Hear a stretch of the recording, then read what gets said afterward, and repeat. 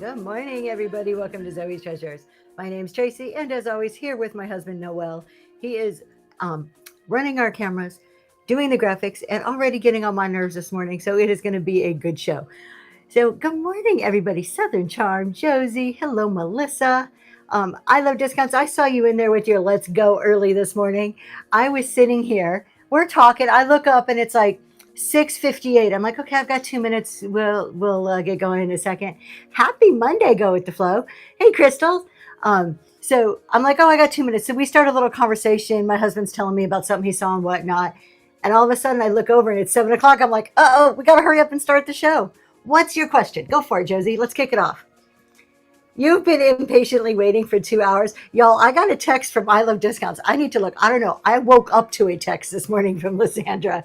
Good morning, Graham's house. But that's cool. I like waking up to messages. I'm waiting for the question. You're probably typing crazy.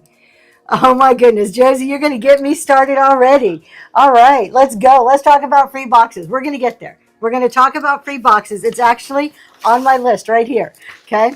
So, do you say, Crystal, that's so sweet. All right, let's do some housekeeping stuff. Let's do some normal stuff. And then we're going to talk about our podcast. You know, on Monday mornings, I like to recap our podcast from last night. Hello, Robbins. Melinda's time capsule. Hello. The first thing I want to talk about, though, is the big thing, at least in my life right now, is our CEO challenge. So we have, in a twist here, we have added two more participants. So I have another announcement of the two more people. So instead of 6 people this time, we are going to have 8 people. So thank you so much, Go With Flow. We're going to get there. So I want to officially welcome Estate Addicts, which is Miss Stephanie. Stephanie normally is in vintage, but she also does estates, as such as the name implies, Estate Addicts. So welcome to Miss Stephanie. And then Kristen, who you wouldn't know it by her username, but Kristen is Livy Will on Whatnot, and she mainly sells vintage. So you've probably seen her in our chat for a while. He's giving me the wait sign. What's this mean?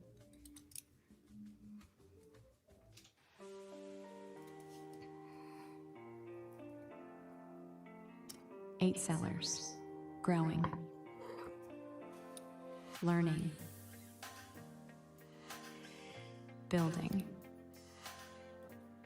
Through weekly challenges, building the business, not just the show. Welcome to the CEO Challenge.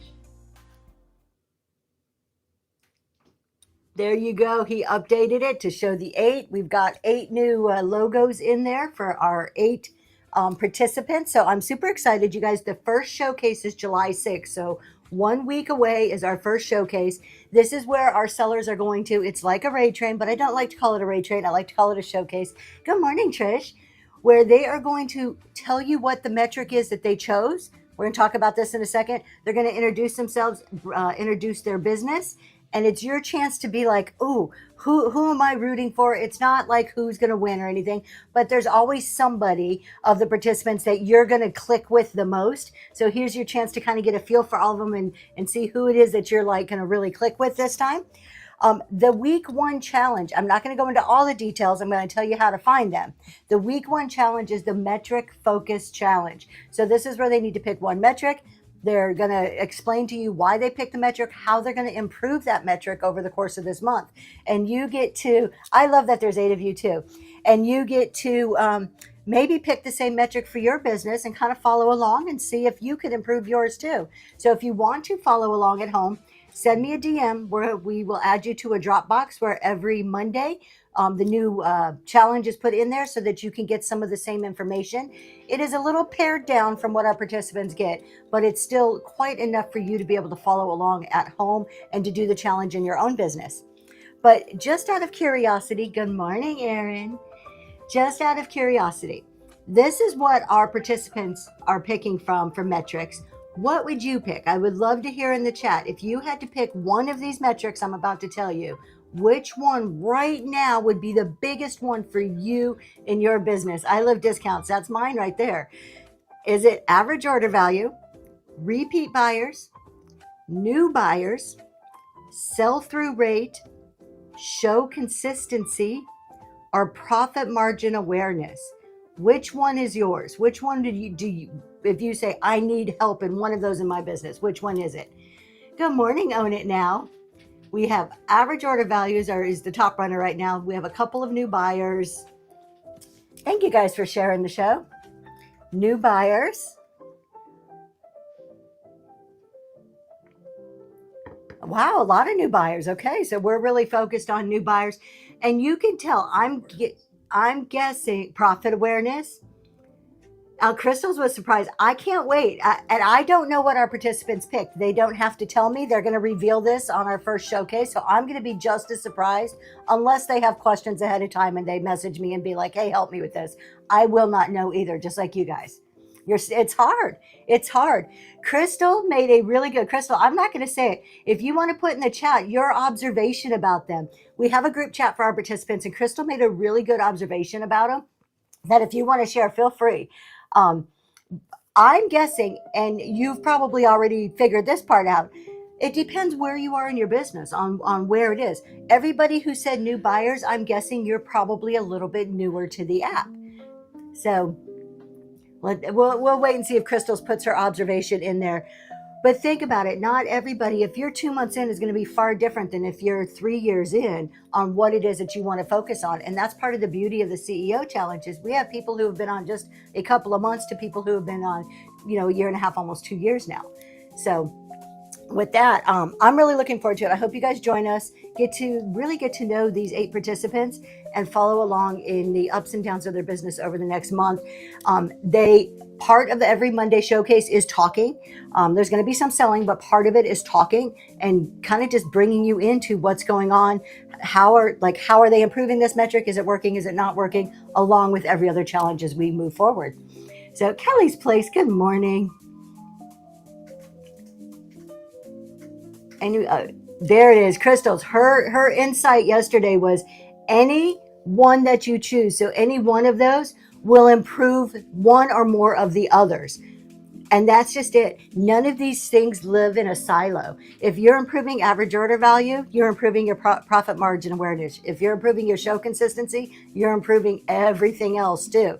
If you're improving new buyers, ultimately that should affect your repeat buyers and your average order value. So even though I'm saying just pick one, it's really all encompassing. But we can't focus on all of those at one time. You can't say, okay, I'm going to improve 6 things at once. I'm going to do all of this because you can't. It's like trying to offer too many things on a menu and you're not good at all of them. It's spreading yourself too thin. So it's going to be fun. Just listening, you're Canadian. What does that mean? You can't participate? It's okay. I allow Canadians. I totally allow Canadians. I actually really like Canadian. I was married to a Canadian for 20 something years. Didn't end well, but now I'm married to a Hispanic man. Sorry, I do have to give Mexico over Canada, but I like Canadians. So my husband's like, girl, you're crazy. You do not sell. Well, welcome in. I am so glad to have you here. This is an open place for buyers and sellers because we need everybody's opinion. You're a Canadian, Kat Daniels. I didn't know that. So, okay. What else are we talking about? Today, I do see pre-bids. We'll get to those. I'm starting to do something a tad bit different on Mondays and Wednesdays. We're going to run our pre-bids on little breaks throughout the show, just like I normally do. But I also have some random items on the shelf behind me. At the very, very end of the show, we're going to close the show by running those few random items. We're not talking a long time. I only have like 5 or 6 items up there. But we're going to start adding that to our shows. Mainly for one specific reason, you guys. I've been very open about it. I have goals, and I want to reach a goal by the end of the year, and that means I need to sell a certain number of things. Let's see, what are you pointing at, my love? Oh, I messed up the screen. Oh, we're running. Oh, he's like, he's going like this at the screen. I'm like, what am I missing? What am I missing? He started a giveaway. You guys get in a giveaway. We are doing CEO affirmation cards. They're down here somewhere. They're like that. Your little packet, vintage postcard, CEO affirmation card. 4 hours to 1 hour of live show makes that hard. We're gonna talk about that. We're getting there. I love discounts. So what I was saying is I need to sell a certain number of items a week. And in that, I also have a certain average order value. That is my goal that I am going for. Everything still starts at $1. But in order to reach that, I need to figure out creative ways to be able to sell a little bit more, to offer a little bit more, but still be able to ship. So part of that is on Monday and Wednesdays, I'll be offering about 5 or so extra items at the end of the show. We've tried everything. I think we're hopeless. We're just going to keep, going at it like this. All right. I'm still on the hunt for the perfect. No, yes, I know. I've got mine down here. So smoke. Okay. So let's see. We've talked about the CEO challenge. Following along at home, DM me if you want to get added to that Dropbox so you can get some of that information. Also, tomorrow morning, I Spy Vintage, you guys. I think it's our second week of I Spy Vintage. Completely random polls. I don't pre-list anything for that show. Brand new stuff every single week, completely random polls. And with that, let's talk about the podcast. If you are not aware, we do a podcast. Myself, I Love Discounts, who's in the chat there. You can see them. And Green 13 on YouTube, 6:30 p.m. Eastern Time every Sunday evening. We come together and we discuss a new topic each week. Sometimes it's controversial. Sometimes we agree. Sometimes we disagree. But you get 3 different points of view. It is also live so that you can ask questions in the chat. And we try to be as responsive as we can to the chat. With 4 of us answering questions, sometimes it takes a bit to get to all the questions. Because I came in late and found you.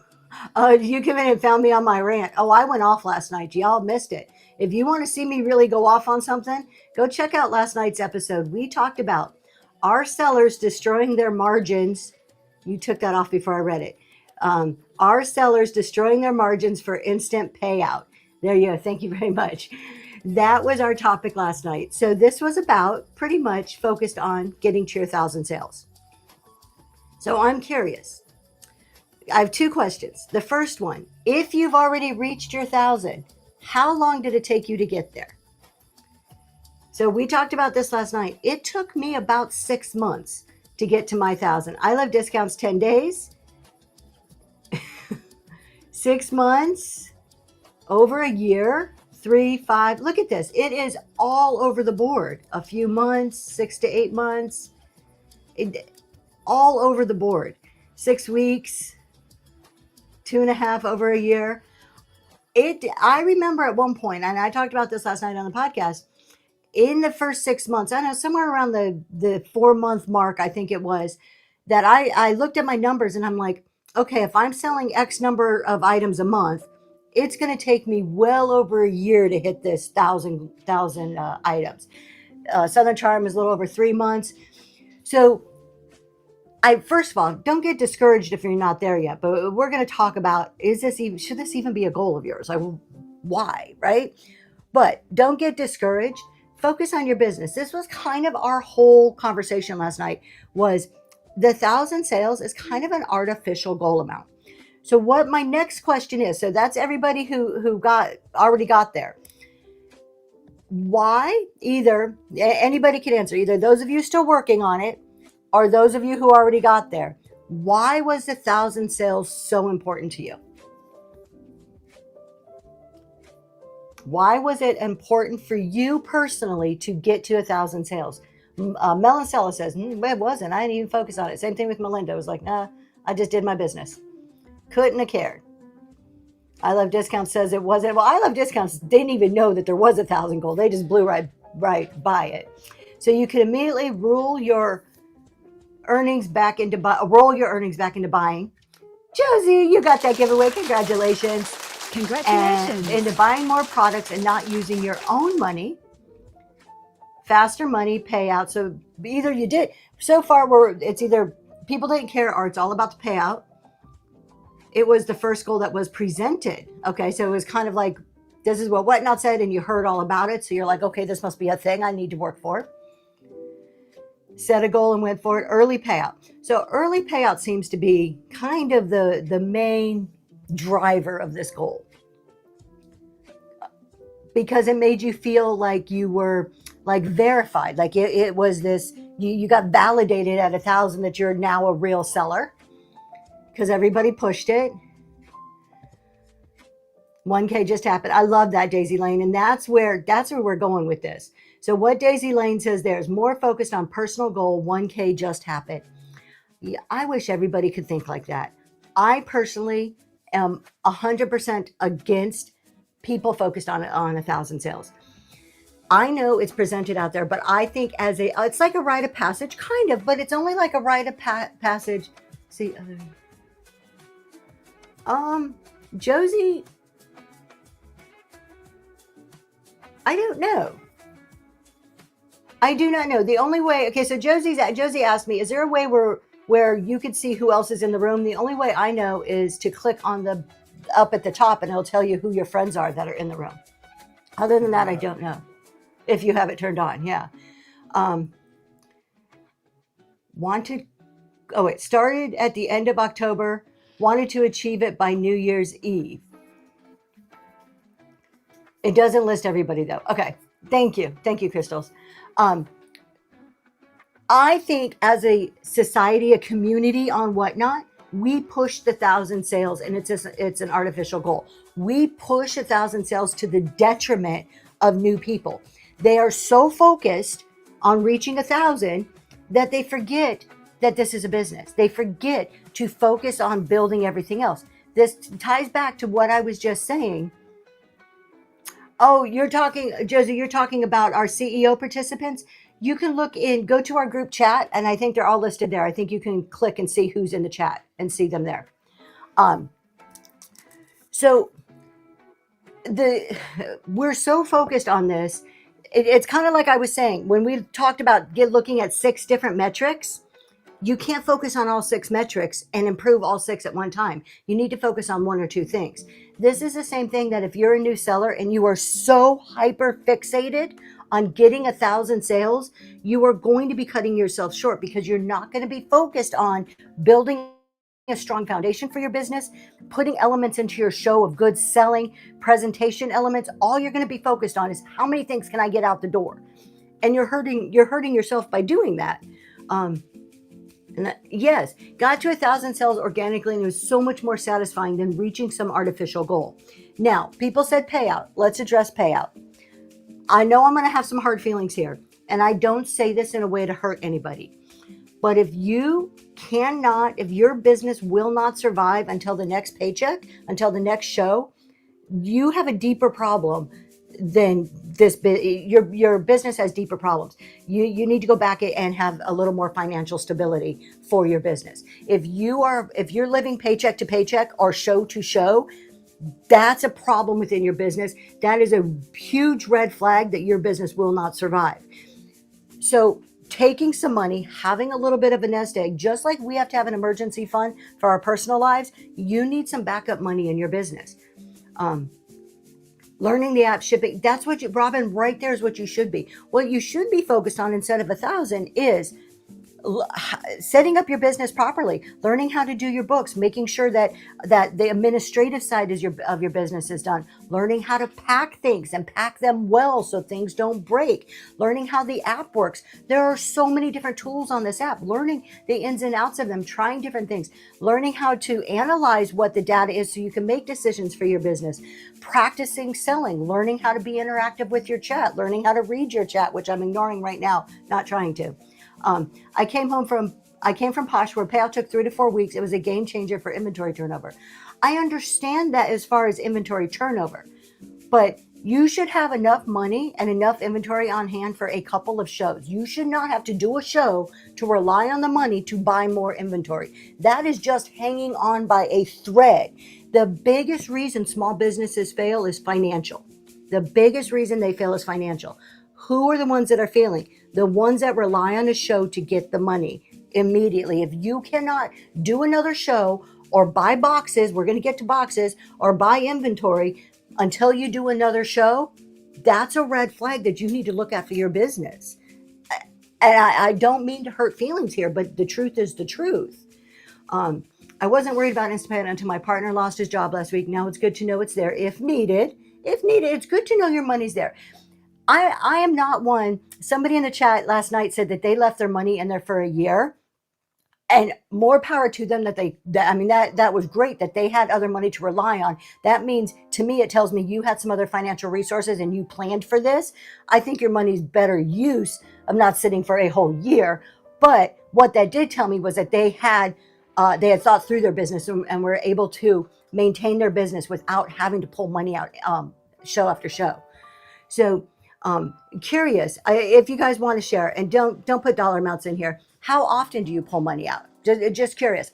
I pull money out now probably weekly. It used to be monthly, and now it's got to, with an increase in volume, I do weekly now. Yeah, and which is okay. Weekly is about right. Yeah, I mean, not right. There isn't a right or a wrong, but it's about what a lot of people do every show.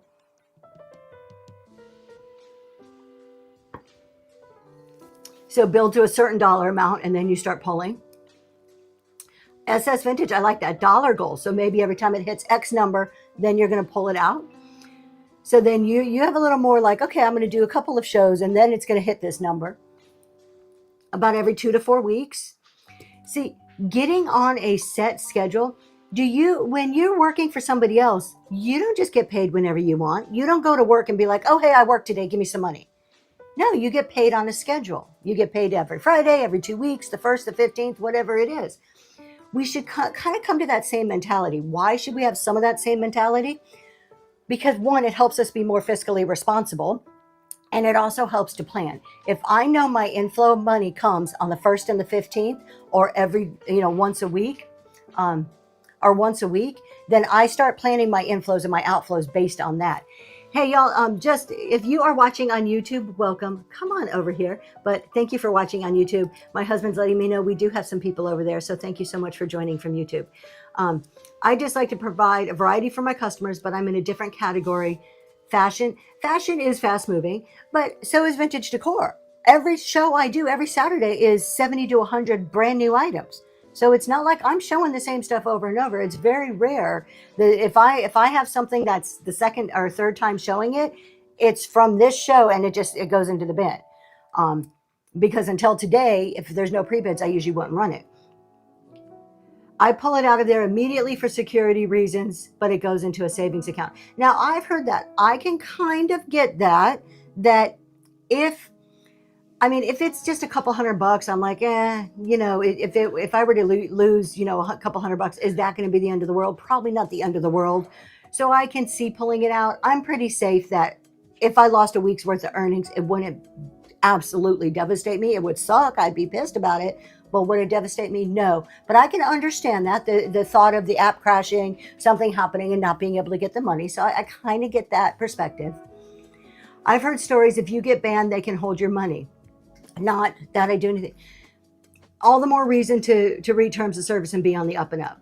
We shouldn't do anything out of fear of being banned. If we're not doing anything to get banned, that shouldn't even be a consideration. We always have to outweigh the actions you're taking by the risk. The risk of me getting banned is like this, probably even smaller because I'm really, really a rule follower. So I'm not going to do something on the chance of getting banned because the risk is so little. Monthly, some weekly, last couple of monthly before. So just think about when it comes to the money part. We talked a bit about this last night. The other thing that we really talked about with the 1,000 sales is that, as the title implied, is it's killing your margins. How many of you have seen people, and we were told last night that this has since stopped, Whatnot has stopped this, but seeing people selling stickers and putting them on flash sale for 10, 15 cents just to get their 1,000 sales. Now, if you're 5 away and you want to celebrate something and it's like, hey, buy these last 5 stickers, get me to 1,000. That's a little bit different story. If somebody buys 2 or 3 stickers, hits your 1,000, completely different story. But how many people have seen this? Okay, everybody go and buy, 500 stickers from me, but they really sell clothing or they sell vintage decor. What is that teaching you? If your whole 1,000 is based off a PWE item, throwing something in an envelope, how does that teach you how to ship? Why do we even have this? You heard a community host suggest that. Wow, that's crazy. playing cards, people devalue and trying to get 1,000 quick. Mel and Stella cards. I know exactly who you're talking about, and I'm not gonna mention anybody by name, but yeah, I'm gonna talk about this. It teaches you how to lose money. Exactly. So, yeah, I wasn't too happy either, Mel and Stella. A lot of this stemmed from, actually, this topic kind of stemmed from, good morning, the Vintage Gypsy Brie. We kind of came up with this topic for the podcast because of someone that I saw, and then I think I Love Discounts also heard talk about it, that it was doing some chat shows. They are brand new to the app. As of June 1st, they started on the app. Reached their 1,000 within 10 days, solely selling playing cards. And then they did some chat shows about how I got to 1K in 10 days, and so can you. And did a series of chat shows about this, encouraging people to follow their method. They even admitted, and I went and listened to a couple of these shows, they admitted that they lost money, that it was at the sake of the profit margins, that they made zero money doing this. That it was solely to get to 1,000 sales. What worse advice can we give to a newcomer to this app? Then I'm going to teach you a way to lose money and create a shaky foundation for your business. I was livid when I was listening to this. It was all I can do not to start typing in the chat, because that doesn't do me any good. I've learned my lesson on that. The normal item they sell is the trading card, the playing card. So that is the normal item they sell. And getting to 1,000 by selling them is not the issue. The issue is that they are promoting a method that they used, which results by their own admittance to a loss. Admittedly, do this, you're going to lose money, but then once you get there, you can focus on getting money after that. Then you can change your methods. Why? How is that community? How is that helping each other?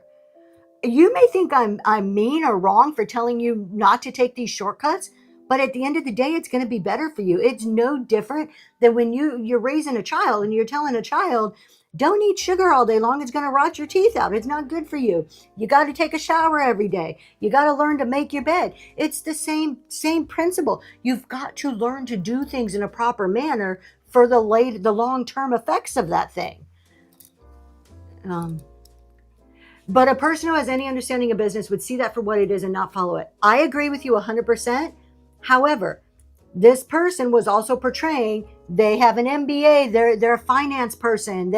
So they were talking about they were giving legitimacy and authority to their advice, which newcomers coming in, tell me who that doesn't have a little bit of effect on you as a newcomer. Like, oh, this is a person who is in a financial field. I do it all the time. I will hey, I'm a CPA, I have 30 years experience. Why? It legitimizes what I say. It lets you know, if you don't know me, that I have some education and experience behind what I'm saying.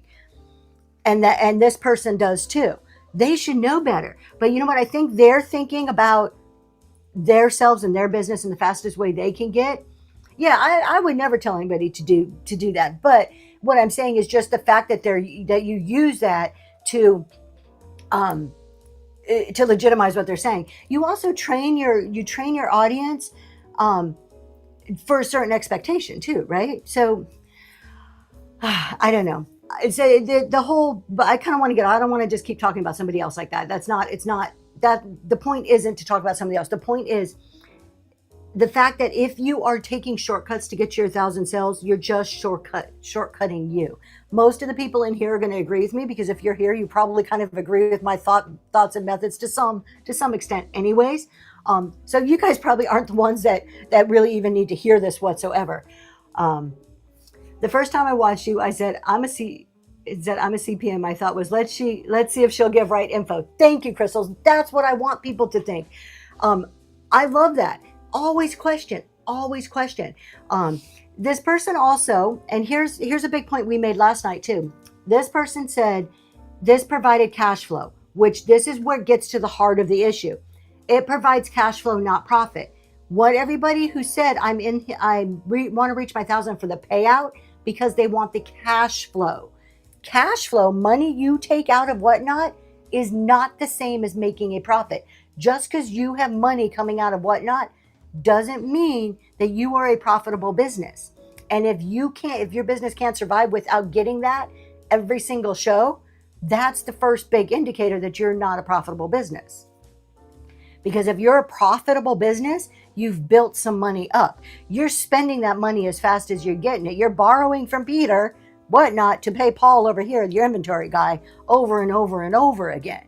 If you're a profitable business, all of that money you're taking out has been sitting there because you have excess over what you need to spend. Let me take a breath here. If you guys asked a question or I missed it, please feel free to put it back in there. The chat was going really fast, and I was trying to read them all. I reached the goal by going live every day, perfect, but I didn't lower my prices at all. Reaching my goal came from, that's how it should. Consistency, hard work, learning the app, learning the shipping.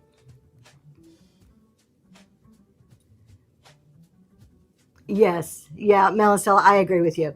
Evaluate the information you're getting. We always go back to that, no matter who it is, whether I give it to you or somebody else, always evaluate the information, trust but verify. So just think about why you're reaching 1,000. Maybe make it, I want to reach 1,000, because it's not that it's a bad goal. It's why you want to get there. It's the underlying reasons for it. Maybe think about, I want to reach 1,000 with the highest order value that I can. I want to reach 1,000 and I want my average order value to be X. So then you're focused on getting up your prices more so than hitting a certain artificial number. Now, somebody did say it kind of like legitimizes them, and they're automatically not considered a new seller when you hit 1,000. It's true. It does. There is a perception that you're not as new once you've crossed that threshold. Only because Whatnot has put that number out there. If Whatnot never had 1,000 goal, would we say 500, then you're not new? 200, you're not new? Could it be even go higher? Could it be, okay, well, 4,000, now you're not new?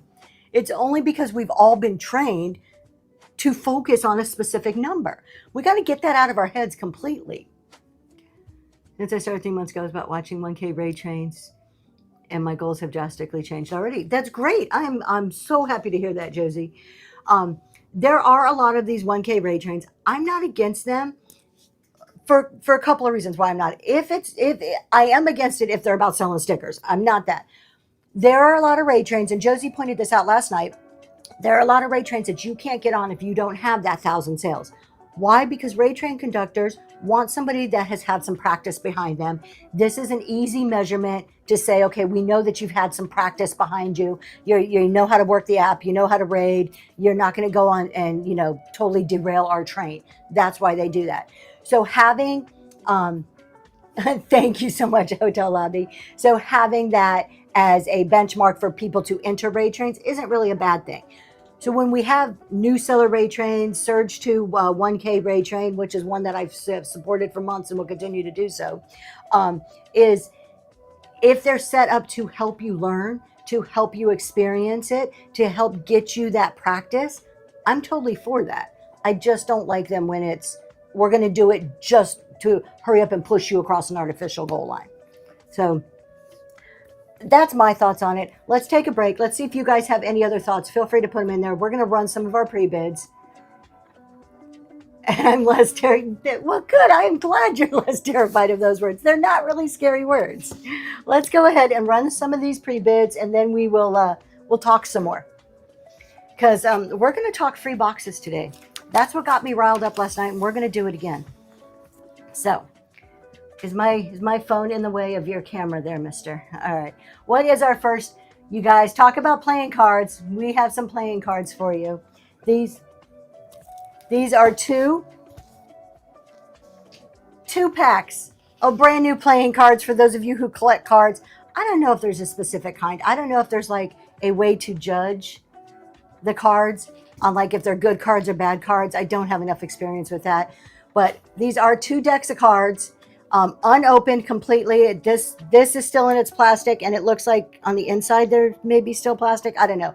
Completely unopened. Butterfly playing cards. There you go, is the back of them. And we're going to run that right now. Let's see if I can get this going. 10 seconds. 5-second restart. Oh, we're going to talk about that too. Don't let me forget. And they're up and going right now. It's a companion. Now I know what a companion set, thanks to you, Mel. A companion set are like cards that go together, but they look different. And Southern Charm, those are heading to you. Congratulations. Let's do these salt and peppers that are absolutely adorable. I named them mouse and cheese because there's cheese at the top, but look at, they look like little mouse houses. Aren't those not the most cutest things? They're like little mouse houses. At the top is a shaker, and that's their cheese. And they're like climbing up these little houses. They're in great shape. They both have their stoppers. And those are going to run right now. If you're a salt and pepper collector, these are so adorable. You got your boy and your girl. Bungholes, I love discounts. The terminology you come up with. It's entertaining. And Graham's house, congratulations. That is headed to you. Thank you so much. Let's do our little duck family. We're going to try to get through these, all of these really quick, and then we're going to go back to talking. All right, now, you guys. Oh, is that? Hold on, let me make sure.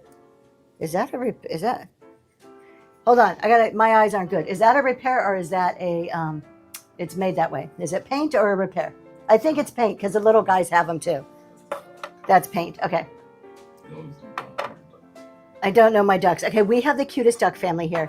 You've got mama and daddy and two little babies. I had to question that little white line, but all of the babies have it too. That's not a repair, that's their paint. They're ceramic. So you get a whole little ceramic duck family. And they're running right now. They are so cute. I have some yellow ones, like all like rubber ducky yellow ones, kind of like that I have on a shelf in my house.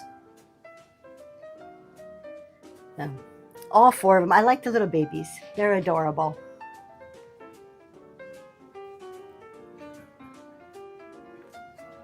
Shalom. Thank you. Thank you. Okay. The bunghole.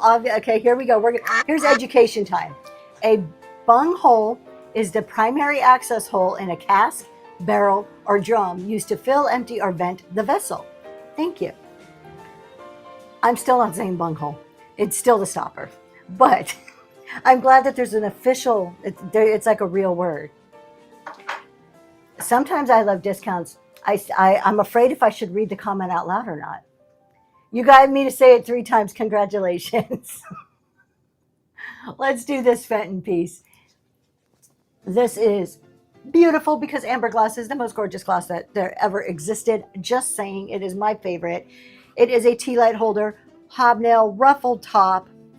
Beautiful. Somebody put some felt down there, but it's in great shape. There is nothing wrong with it. It's actually kind of heavy. Heavier than what you would expect.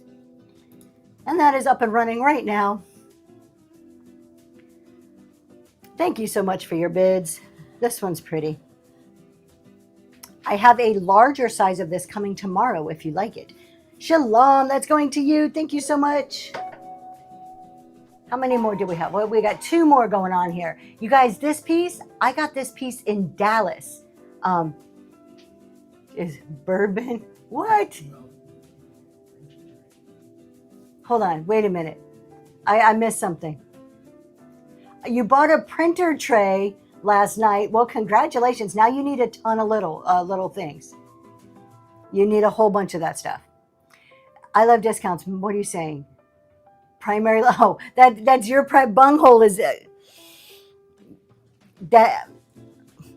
I'm speechless. You got me. I don't even know what to say. Oh my gosh. Okay, I'm gonna quit saying. See, it just right. Okay, we're gonna focus on this, you guys. I went on a business trip. I have a friend that I work with. He's from California, and every time we get together, when we'll see each other on our business trips. He loves to go to He likes to go to Goodwills as much as I do. So we are on like this professional trip. We're all dressed up in like our business clothes, and like we're talking to each other throughout the day at this conference. We're like, are we going to the bins tonight? Are we going to Goodwill? And so like as soon as they cut us loose, like we're at dinner and we're like, let's go. Can we get out of here? Let's go to Goodwill. So I found this in Goodwill in Dallas on my last business trip. It is a Camark pottery. So they're out of California. It's a nice thick piece of ceramic. We still have original stickers down there. Trinket tray, or trinket dish. It's in wonderful shape, and it's the prettiest color of pink. And it is going to run right now, up and going. There we go. He's over here giving me directions. Move it this way, move it that way. And I'm like, just move your camera.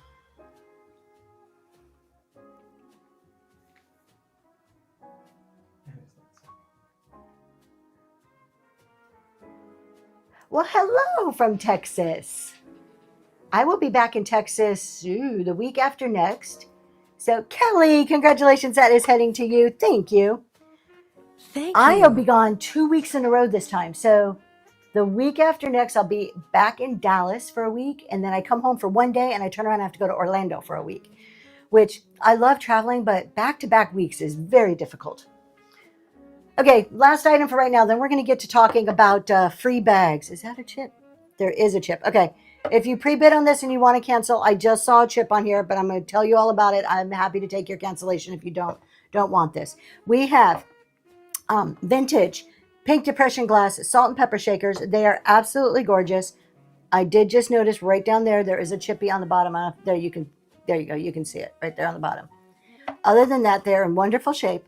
They're beautiful. The tops do come off. They're going to start right now. Let's see. Yeah, the tops do come off. They still turn. Dallas is horrible. I don't mind because I'm only there for a few days at a time, and I usually don't go very far. I go to the Goodwill. Xana, thank you so much. That is going to you. And that's the first purchase, I think. Put ducks in the chat, everybody. Thank you for your first purchase.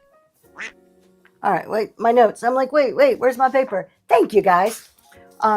So let's see if we have any other items. If there's any more pre-bids, we'll run them in a little bit. And then I do have some stuff above me that we'll run at the very, very end as random. So before we end the show, we'll run those.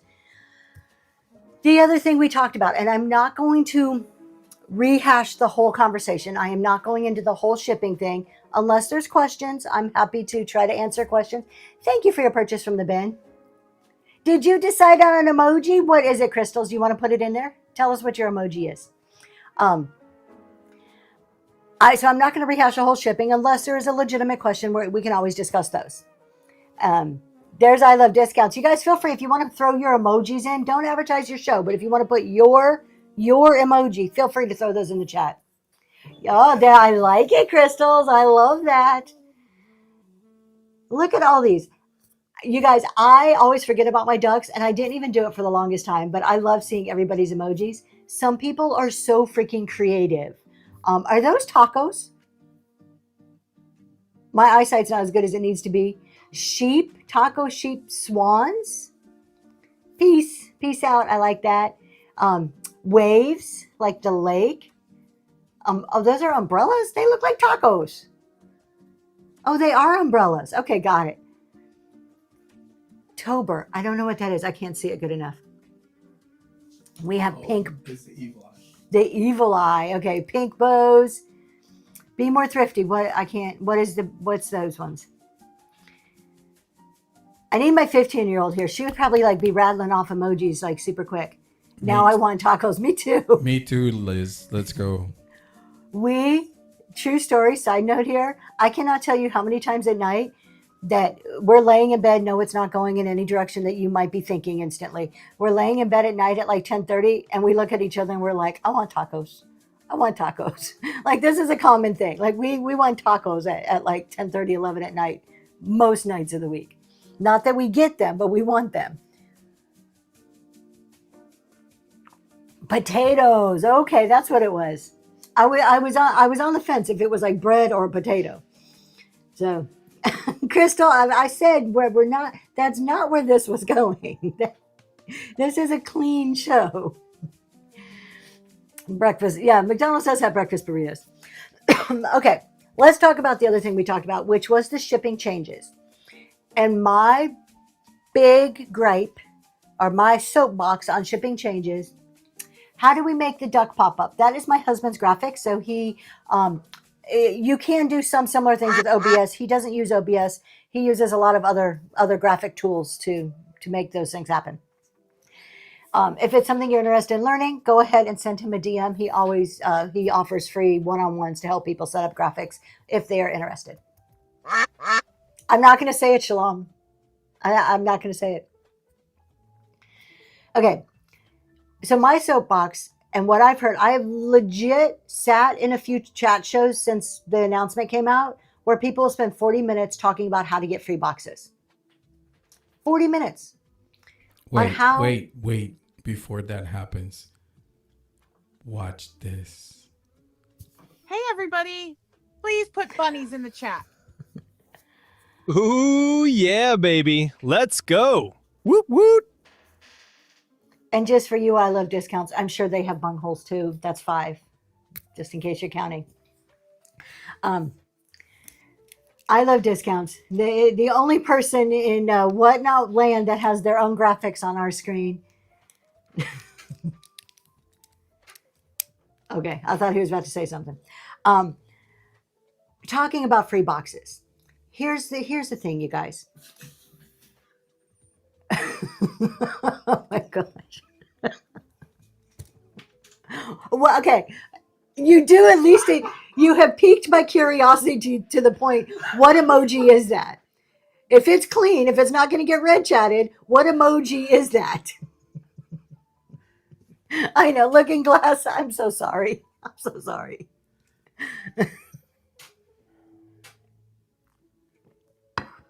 Okay.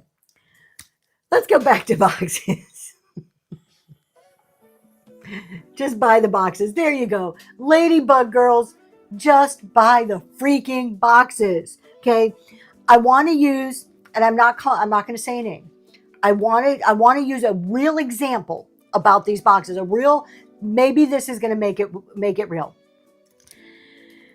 Somebody, we were talking last night and they said, hey, I'm a self-proclaimed free box addict. I saved $1,300 last year by going and obtaining free boxes. There's nothing wrong with that. In general, there is nothing wrong with that.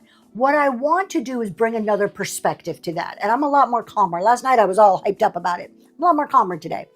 I want to bring a different perspective and really illustrate that thinking. Okay. First of all, I am not against reusing boxes. Anything that comes into my home that I can reuse that's still in good enough shape to reuse, I will reuse it. It is not about reusing boxes. It is about the value of your time. It is about what is the best and most efficient use of your time. And the example I want to give you is this person said they saved $1,300 last year in boxes. I'm going to go super, give them the benefit of the doubt.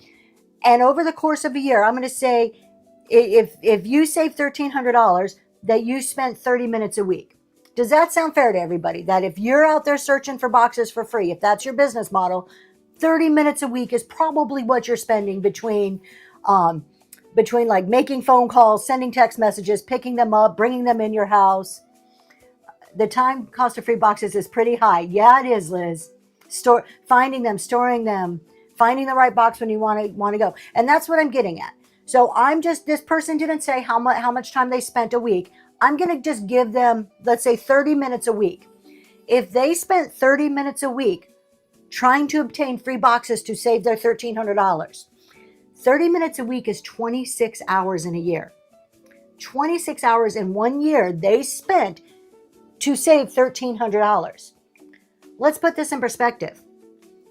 I would rather, my business model is to do a 2-hour show, make $1,300, spend 6 hours shipping my 2-hour show. Now I've spent 8 hours for the same $1,300 that this person has spent 26 hours for. Which is the better use of your time? 8 hours to make $1,300 that I can buy my boxes, or 26 hours doing all the various tasks to go and get free boxes. Yeah, and the ones I buy are delivered right to me. The right size, broken down, labeled. I have no guesswork. when you start hearing everybody talking about these free boxes and go to Goodwill and go to Dollar General and go here and go there, really consider, is it the best and most efficient use of your time? Would your time not be better spent doing a show to make the money to buy your boxes to begin with? The other side about that, and I said this on Friday at my show when we were talking about this, there is no business, nonprofits aside, nonprofits are built on the charity of others. No business that is built and successful that relies on free supplies, that their business model is set to rely on free supplies. None of them. It's not how business works. You go into business and you look at what are the costs of me to do business. You sell online. If you were a brick and mortar, you would have to buy bags to put the stuff in. Unless you're Aldi, of course. We're not going to Aldi. They just charge your customers. But you would have to buy bags to put your stuff in. Okay? But Amazon, somebody's in the red chat. Amazon has boxes, right? This is your business. If you sell online, you have to buy boxes. Make that part of your business. For everybody, and I know it's a shock. I use Priority. I use the free stuff because it's available. I also buy quarterly boxes in bulk for the stuff that I can't use at Priority. Now, if USPS delivers them right to my door, I'm going to take advantage of that. But I'm not out there searching for it. To me, the free boxes from USPS come to me the exact same way as the boxes I pay for.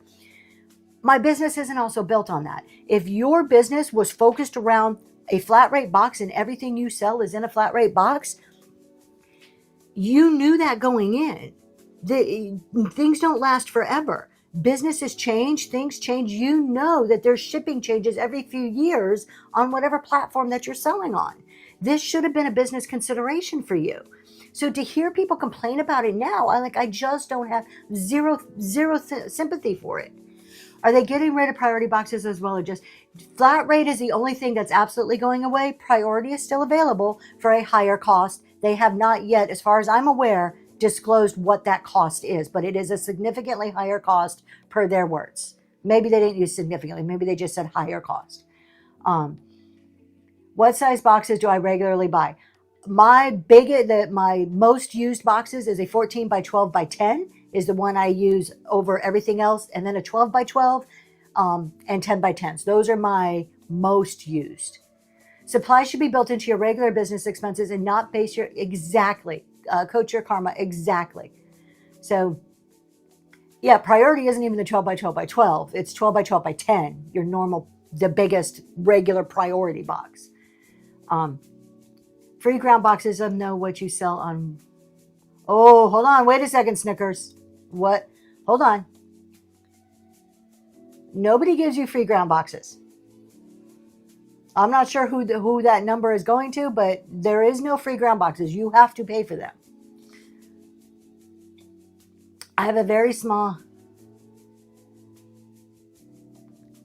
All right, and who is it that you're calling? Just let's just, instead of just putting a phone number, who is it that's giving you free boxes?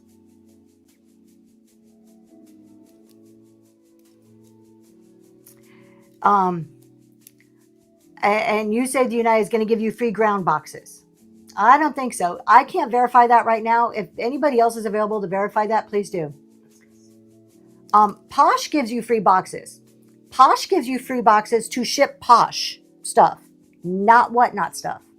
Your Posh boxes are not for Whatnot. I know people are telling you to use them, but Posh did not give you free boxes to say, leave our platform, go sell on another platform and use our free materials. Let's see. Hold on. I'm missing something. That's the number for USPS. Okay. If you have you can get free. But again, I'm going to say it. They do not give you boxes to go use on other platforms. That's not what those boxes are for. That is to use on Posh only. There it goes. Gems and Joy. Posh restricts how many boxes you can get as you have to sell there. Yeah, Daisy Lane makes another great point here. Besides business expense, besides the fact of you having to pay money, think of the presentation when an order arrives to your buyer. Now, this is where Daisy Lane and I have a little bit difference of opinion, but I highly respect her point of view on this because it is not wrong in any way, shape, or form. Everything you send out is a representation of you and your business. When I send an Amazon box, that doesn't totally represent Zoe's Treasures. It says Amazon on it, right? So you have to think about that when you're sending it. Everything you send is a representation of your business. Private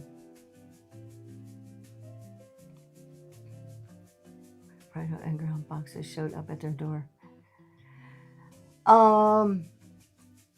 Franklin Hidden Treasures, are they free? I'm also a seller on Posh, but I've always had a hard time getting these boxes. I personally called Daytona and they sent me boxes. Did they send you the Posh boxes though? This is what I'm trying to get at.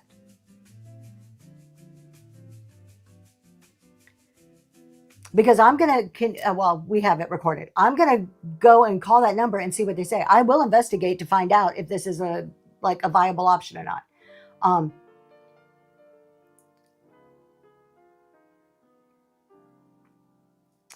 No, so, okay, so Franklin Hidden Treasures, you're talking about priority, not brown boxes, I think, if I'm reading this right. The Posh boxes they find they use on another platform, you can get banned from Posh. There you go. This is just like, here's the other thing. Okay, so you're talking priority. Gotcha. So am I. The other thing that you're going to hear is call UPS and get their free labels. You set up a business account with UPS and they'll give you free labels. Guess what, you guys? Those are to ship UPS. Guess what we don't have on Whatnot? UPS. That is, again, a misuse of something. Now, if your business model is built around unethical practices and misuse, you go for it. Mine's not. When you go to, and I've heard other people on this app say, oh, call UPS and get their free labels. I Love Discounts can tell you, your business account will get banned if you're using those labels incorrectly. They are to ship only for UPS. Wayfair doesn't use Amazon boxes. If this is a major hurdle of having a poorly, exactly, there you go. Besides which, I Love Discounts like, yep, you're going to lose your UPS thing. The discount, 1 to 5 pounds, okay? If that's the majority of the items you sell is 1 to 5 pounds, you're saving $2.01 per shipment. If that's the majority. My business falls into the majority of what I ship is within that 1 to 5 pounds. That's saving me $2 per box that goes out the door. Boxes average 80 cents to $1. When you're buying them in bulk, sometimes you can get them even cheaper for smaller sizes. You're saving more money than you're spending on boxes. Yeah, and then we wonder why USPS rates go up when we misuse your supplies. It's an entitlement. I totally agree with you, Vintage Gypsy Brie. It's an entitlement behavior, attitude that people should give you boxes for free. Or anything for free. So this is my big rant last night is there's nothing against I have no problem with reusing a box, but think about where your time is best spent. Poor business models will end up getting these people caught in the end, especially when they can't play. It will. And we've seen it all the time. I don't want to, go down the line of this stuff. There's bad shipping advice out there. And you know what? As these changes come, as it gets more restrictive, if you preach bad shipping advice or have followed bad shipping advice or use that in your business, guess what? Times are going to get harder for you. They're going to get harder. You're going to get pushed out or you're going to have to change. Are you going to get your hand slapped or your account restricted if you continue to have those practices? Are some people going to slip through the cracks? They always do. There's always people slip through the cracks. But if you're not playing by the rules, it's coming. All of these little changes are going to start adding up and affecting your business if you're not doing it right.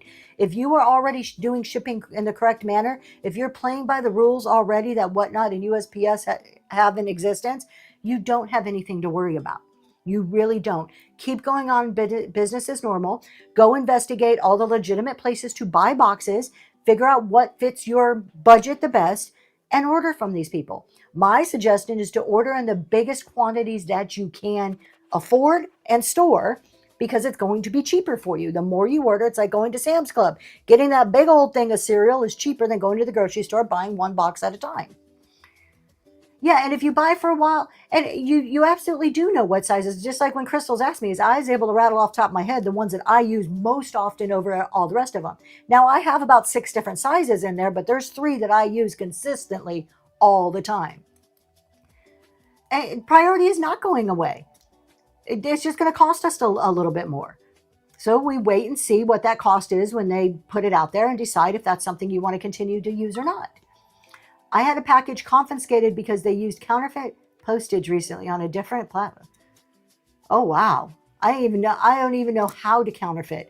Some things that people come up with, I'm like, how in the world do you even fake something like that? It just blows my mind. Correct. Priority boxes cannot go USPS ground. There is going to be a fee if you do that. If you put a ground label on a priority box, I think it's $20 fee. Correct me if I am wrong. They just announced it. Yeah, $20. So I am sure, it says guaranteed priority to be more than $1 over that $7.20. Absolutely. I'm sure I would venture to say it's probably going to be a little bit more than that even. It's going to be a little more expensive.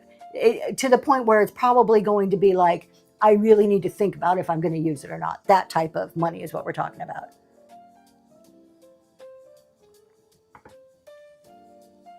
So that's my whole rant on boxes, is just think about the use of your time.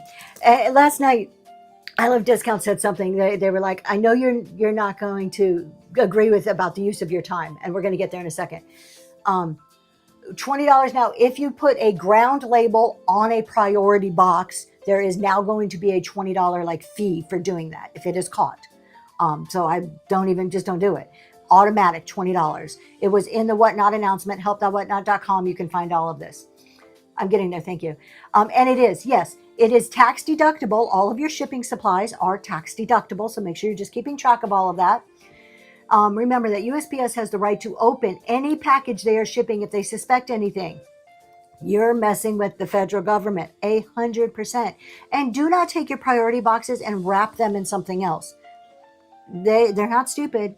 If you can figure out its priority box, I can guarantee you any postal worker who has seen a million of these boxes knows instantly that it's a priority box, that you've put some black paper bag around or black bag or whatever around it, or wrapping paper or whatever it may be. So what do you do with all the boxes? So the Duo Collective, I am going to ask today, because I have a lot that are unopened. That I'm going to see if I can just take back. I Love Discounts. Did you answer that question already? You can try to take them back to your post office, but a lot of post offices do not have the storage space to take them back. So there you go. I'm going to ask, and I Love Discounts, in case you guys don't know, does work at the post office. So there is some expertise coming from the advice that's being given there.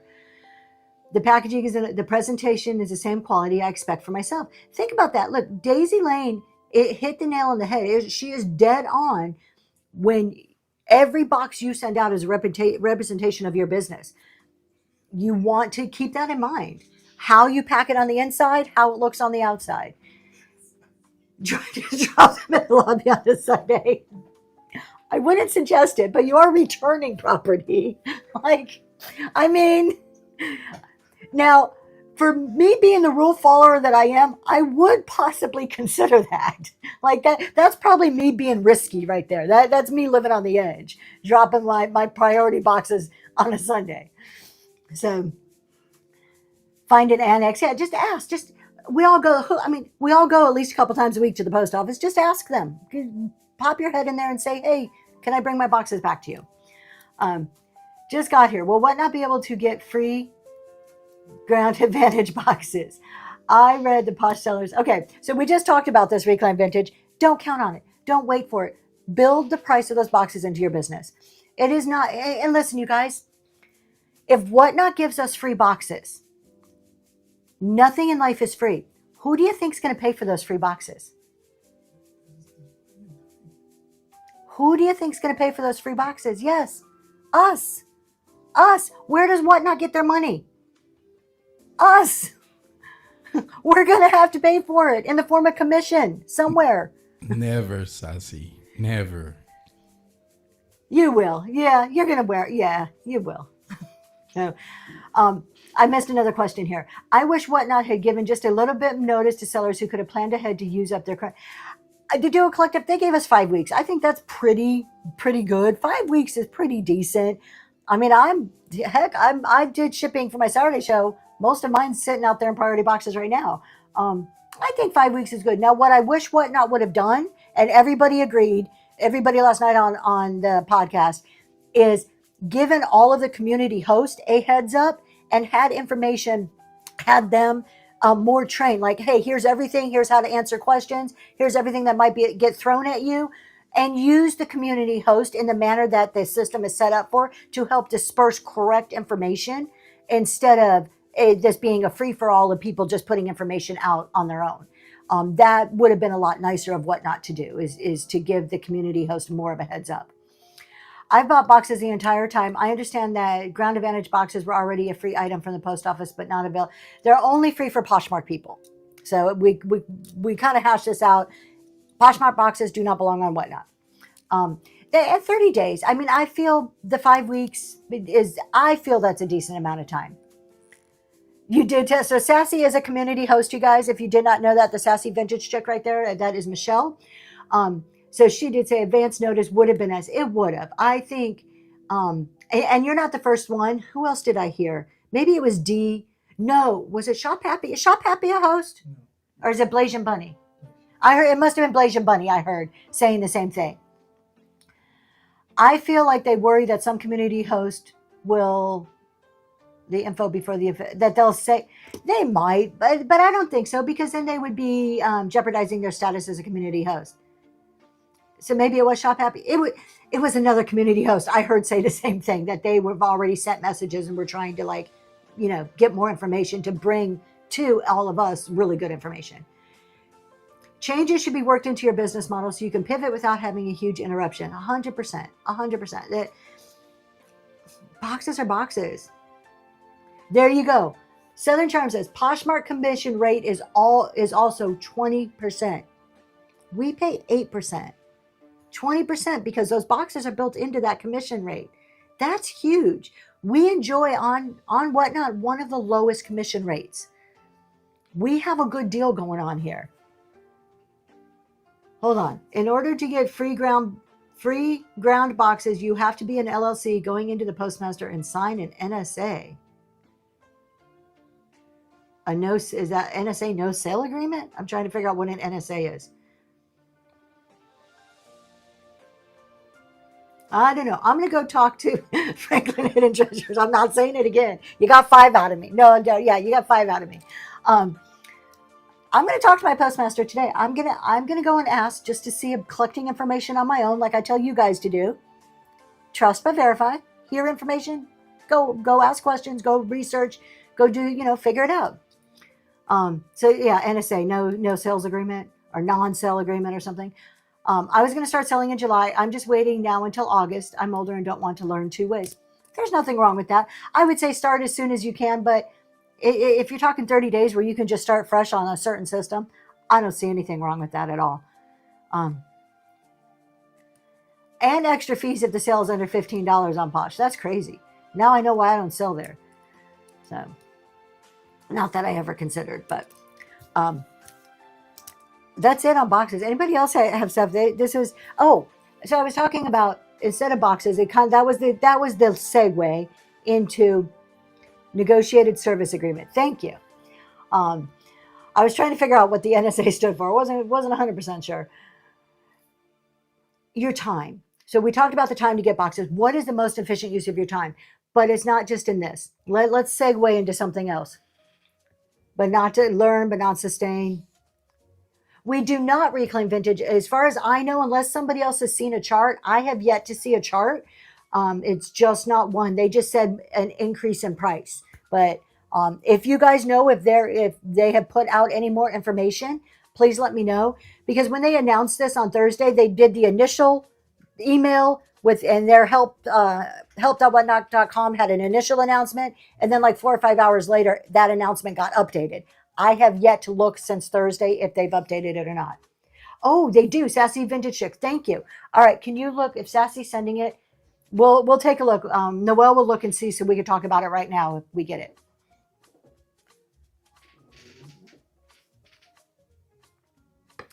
You have to be a high volume. And this is just it. The post office makes deals with certain people. You can get deals where they'll come pick your stuff up. And I'm not talking about go online and get a small pickup. Like the post office will work with large size businesses like they are with Whatnot. Most of us aren't there. We rely on Whatnot to negotiate those contracts for us. How do sellers put max shipping on and not have to pay a fortune on shipping? Wheeler Treasures. Let's talk about this. Let's talk about reduced shipping. This is a great time. Sent message is a 62-page link embedded in the article. Look for page 11. Priority mail. Okay, so there you go. Okay, if you guys look at the original message, there is a link. And if you go to page 11, it's going to give you the priority mail rates. These are the commercial rates based on zone. So if you want to get some idea of what those prices may be, this is where you can go and get that idea. So the way you would read this is on the left-hand side, if on my package is 1 pound, let's not say 1 pound, let's go 6 pounds, and it is going to zone 1, I'm looking at $10.90 for a priority box, give or take. Now, Whatnot may have negotiated something, but let's use the chart that they've linked to as our base, as our reference until other information is distributed to us. So we're starting at $10.90 and going up from there for priority at this point using commercial rates. Okay. Hopefully that gives you a little idea to start to judge something. Now, what can you do instead of going priority, instead of over 6 pounds? One, if your just one item weighs over 6 pounds, maybe consider not selling it until we get other options. That's it. That's one option you can do. The next thing is if you have multiple items, break it up into multiple boxes. You're just make all your boxes 1 to 5 pounds. That's another option, right? So all of it, it's going to look different for all of us. What I sell in vintage is going to look far different than somebody selling jewelry. So what I'm doing and what I may suggest, the way I'm approaching it, might not work for a jewelry seller, might not work for a clothing seller. You all need to go and look at your numbers. If you missed my show on Friday, it's on YouTube. Take a look. I actually brought up a spreadsheet, and I suggest all of you do it. I'm happy to share my spreadsheet. If you guys want the spreadsheet, I'm happy to share it. We're going to get back to that max shipping question. I did not forget you. But my spreadsheet, what I did is I want to know, I offer $4.50 shipping. How is these rates going to affect me? And I compared it. I looked at last week's shipping. I said, okay, if I was using the new model, what would it cost me? What did it cost me? And I looked at the difference. That's the best thing you can do. Use your data and evaluate the situation for your business. If you want a copy of that spreadsheet for free, DM me. I'll send it to you. It's an Excel spreadsheet. Yes, Ms. Erlene, you can use your adjustments to break up a large order. And we all learn. And if you are considering starting, you can start a private show, invite a few people, and learn how to utilize the platform and all the interface so you feel a little bit more comfortable. But still, your first show is going to be a little bit of a shock. So we all started in the same place. Under 1 pound does not go priority. It still goes ground. There is a chart, help.whatnot.com, search shipping changes. Welcome in, Raiders. Grab your hats and step into Zoe's Treasures, where the relics aren't cursed. They are for sale. Swamp Chick Boutique, thank you so much for the raid. Welcome in, everybody. My name's Tracy. This is Zoe's Treasures. We are doing a chat and sell. Right now, we're chatting a lot about shipping, but we're going to start talking about something else in a second. Thank you so much for coming. Swamp Chick, please put in who you are, what you do, what you sell, all the details, so anybody who does not know you can get to know you and follow you. Thank you so much. All right. Let me go back here because there are some comments I want. If it's under 1 pound, does it go priority? No, it goes regular ground, but they have changed it. So now there's an incremental increase. If you go to the help.whatnot.com and look at the article, it actually shows you what those charges are for, like, PWE is going up 4 cents, and then it's like 1 to 3 ounces. It actually breaks it down for you and tells you the exact price it will be by the weight. And it doesn't rely on zip code anymore. It is that weight, that price, no matter where it's going. But it actually gives it to you. So go take a look there and you can see what it is exactly. into multiple boxes, you can do it with the adjustments. I think my husband answered that. As far as we know, adjustments are not going away. Don't let people tell you they are. There has been no communication of that. And if Whatnot doesn't say it, I'm not going to assume it. Sorry, under 5 pounds. No, 1 to 5 pounds is ground. No flat rate. Priority is an option for more money for 1 to 5 pounds, but it is ground. They are going ground. It is going to be the default setting, and that's what we should be using. All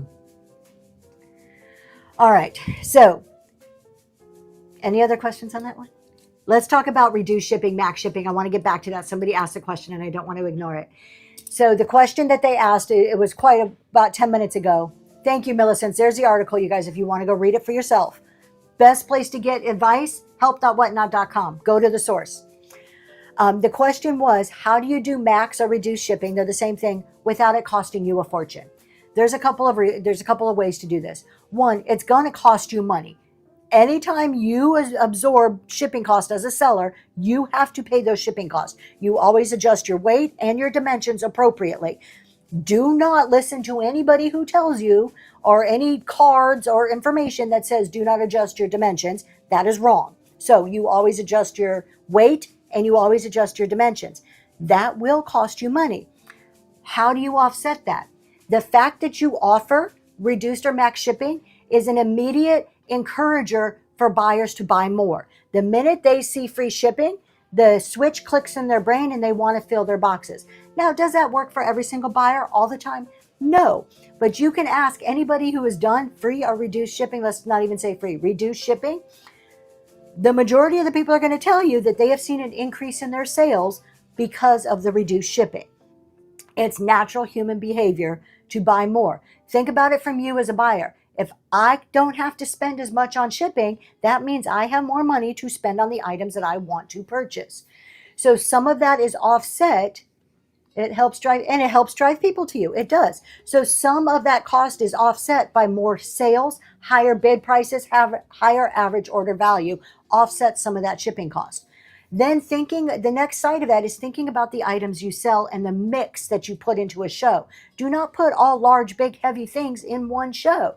Particularly if this is the first time you're doing a reduced shipping, maybe start out with something smaller. Minis if you're in vintage decor, or smaller items, figurines, small trinket boxes, things that are easier to fit in a box instead of big, heavy things. Then when you graduate to bigger, heavier things, you don't want to put a whole bunch of them in one show. Put a couple of them in there so that you're offsetting, you're controlling those prices. Yeah, there you go. Livy also says, and Whatnot charges commission on it, but the shipping's the same. The shipping's a shipping regardless. So you're gonna pay that regardless. It's just who's actually paying the shipping. And I get hot when the seller support people tell new sellers they don't have to change their box sizes. I agree, Amy. I'm trying not to harp on it too much, but it's a fact. Whatnot Help says it. USPS says it. So the people that we have to follow their rules, the platform we sell on, and the service we use for shipping tells us to change our box sizes. End of discussion. There's nobody who's going to convince me otherwise. I don't care. And if you saying it's bad. Not you personally. People telling you that, it's bad. I actually, as an example, was in a room the other day listening to somebody talk about shipping, and they said, hey, if you have 3 pillows and that only weighs 2 pounds, you can just throw them in the biggest box you want, and it's only going to cost you $7.20. And I typed in the chat, that's not true, because the bigger box you go, you have to put your dimensions in, and dimensional weight will increase the price of your shipping. And they said, we're not talking about that right now. That's not a change. And they were very rude about it, which instantly told me they are not one of the people who subscribe to the theory of you need to change your box sizes. And I just quietly left the room. So new sellers can offer reduced shipping. It is my opinion. What I would recommend is do a couple of shows where buyer pays all, a few shows, 4 or 5. Get your head wrapped around how shipping works, what does it look like, and what is the cost of shipping. Understand shipping, look at your data, and then decide if reduced shipping will work for you or not. And where should it be? because people just default and say, oh, I'm going to do 921 reduced. It doesn't have to be 921. It could be whatever number you pick. I do $4.50. Southern Charm does $7. So there's various amounts. I think I Love Discounts on their jewelry does like $3.99. So you could pick where you want it to be. My accounts have returned to, so they took that away. For a while, new sellers weren't allowed to do it. They had a restriction on there. As far as I know, that has just disappeared. I don't think that's a thing anymore. Vintage, I'm not sure. I know is that for ground and priority? You're asking me a question. Oh, you're probably talking about dimensional size. Yes. Always, unless it's flat rate for the next 5 weeks, we still have flat rate. You always change the box size. Put in the appropriate box size that you are using. So if I'm understanding correctly, sell the item at a little higher rate and offer free shipping. Snickers, no. 100% no. Your buyers will see right through that. They'll see right through it in a second. You offer, I've offered free shipping. I don't suggest new people go into it. Before you offer free shipping, you better darn well know your numbers and be really comfortable with them. I have moved away from free shipping. Never just artificially increase your prices. Your buyers will see through that in a heartbeat, and it will have the opposite effect of what you are trying to accomplish. Yes. I do, if you're new to me, I do dollar starts, $4.50 shipping. And I am doing very, very well with that. I feel that I am a successful business. I am meeting all of my goals and metrics at this time. And I'm super analytical, and I keep spreadsheets, and I analyze everything to death. I'm a slow learner. It took me almost 2 months or so to figure out the shipping and to get confidence to do. Exactly. And Ranch and Finds, I think that's a perfect way to do it. Do buyer pays all to start, and then evaluate if this works for your business. Look, you guys, I'm going to tell you, I am a huge proponent for reduced shipping. Huge. I'm also a huge proponent for dollar starts, but it's not for everybody.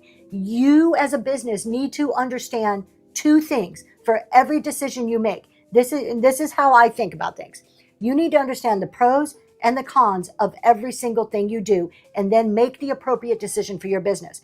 What gets under my skin more than anything is people discounting something or saying something doesn't work, one, without understanding both sides and have never trying it. That you cannot tell me something doesn't work if you cannot give me the pros and the cons and give it a try at least once. Then once you do that, you have all the power in the world to tell me it doesn't work. But if you haven't done that, you don't have a leg to stand on. Understand, before you discount dollar starts, understand why they work. Understand why they may not work. Try it once or twice, and then make an educated decision about it. Okay. Vintage ecology. It's not necessarily you get a red flag. It's that there's a chance that whatever fees you didn't pay on the shipping will be charged to your buyer.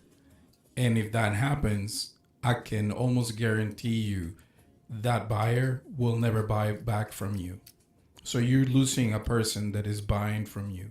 That's one. The second one is that they can refuse to pay and the item is going to be returned to you. So you're going to still lose the sale. They're going to have to report you to whatnot, and eventually that's going to catch up. So I wouldn't suggest doing something like that. So adjust your dimensions, because dimensional weight is not a fairy tale. Absolutely.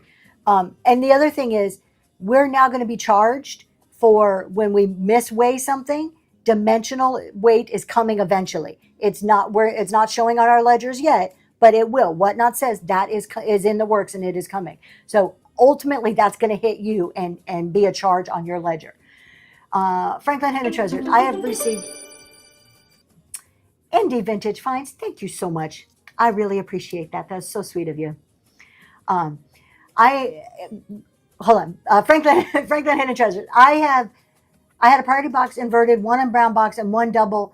Yeah, just do it right, people. And you know what? All the people doing it wrong, it's going to get flushed out. The changes that are in place are going to start flushing out the people doing it incorrectly.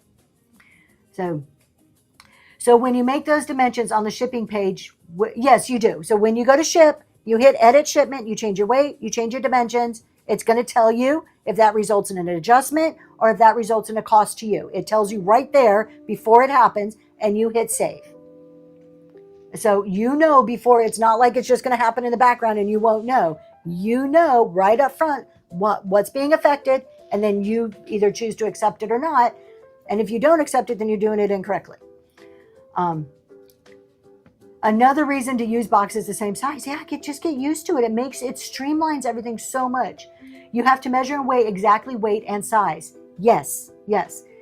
You should be weighing it multiple times in your process. Here's when you should be weighing your items. Before you list your item, you should understand the weight of that item when it's packaged. So what's the weight of that item with the appropriate packaging? So if it's vintage, does it need bubble wrap? Does it need saran wrap, tape, whatever? And the box. You need that weight. Put that as your item weight, okay?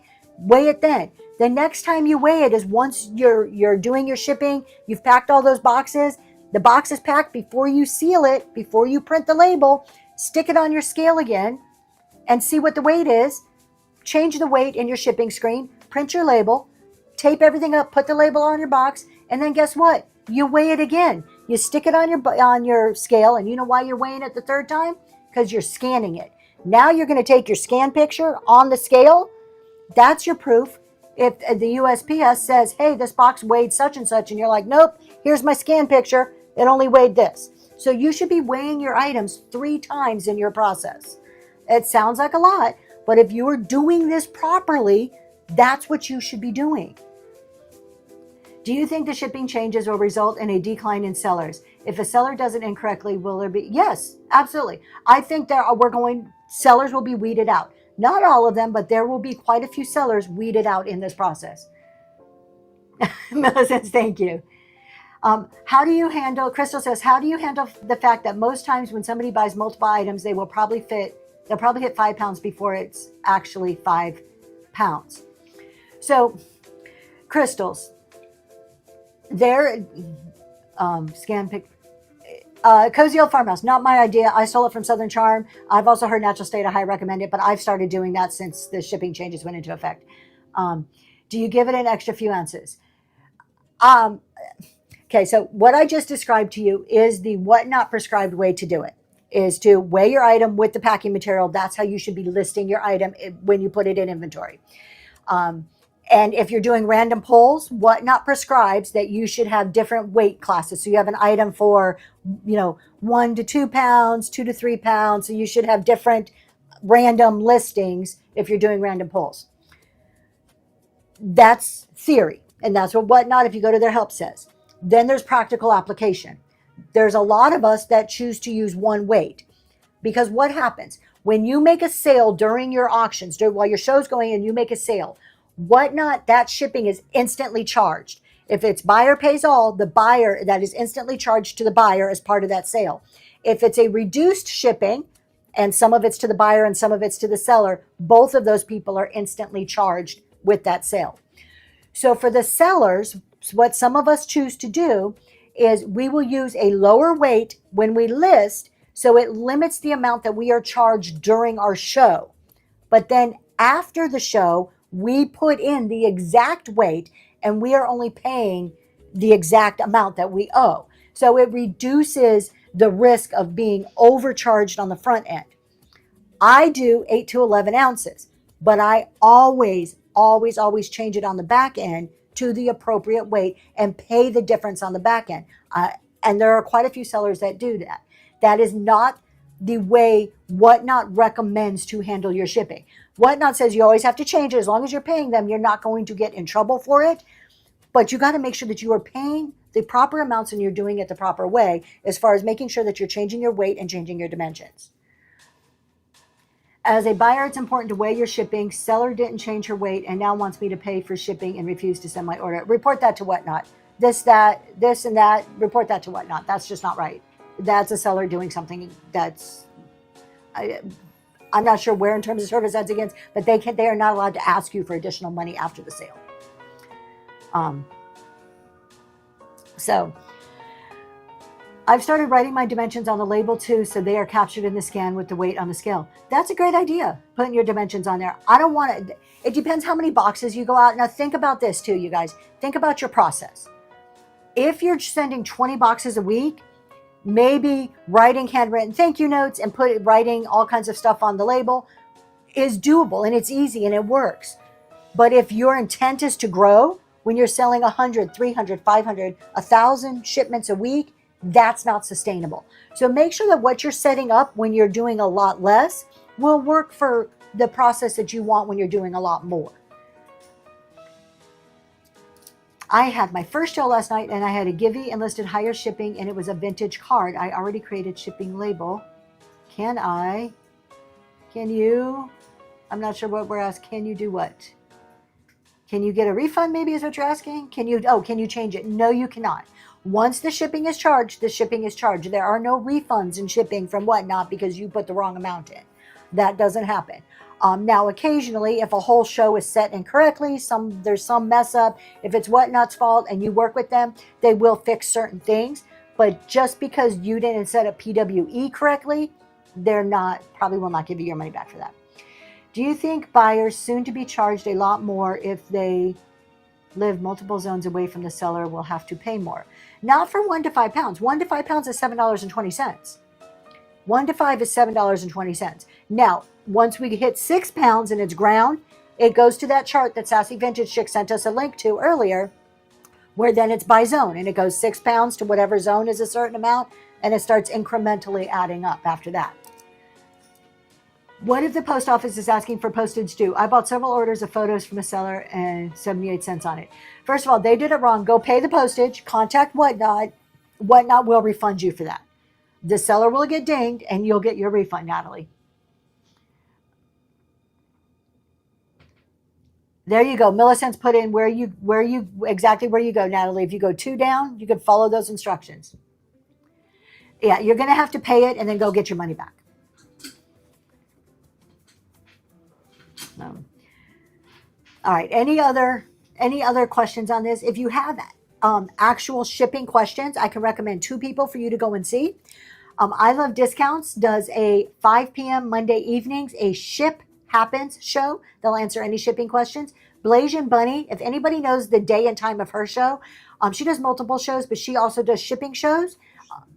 What is it, Sundays? Hers is on Sundays. Both of those are 2 really good people, trustworthy, and you can rely on the information that they're giving you. Speaking of good people too, if you guys just want good talk show information, chat show information, you do not need to buy this. I am going to pin it. I'm about to read it. I'm going to pin this. If you click on it, it enlarges. You can take a screenshot. You do not need to buy it. This is made by Blasian Bunny. These are all trustworthy chat show. The one that's missing off of here that I can vouch for 100% is the Sassy Vintage Chick. She's a community host. She has a new seller chat show she does weekly. Sassy, if you're still here, put in when your show is. But these are good people. Oh, she's adding yours. Perfect. I'll have to update this as soon as I see the new one come out.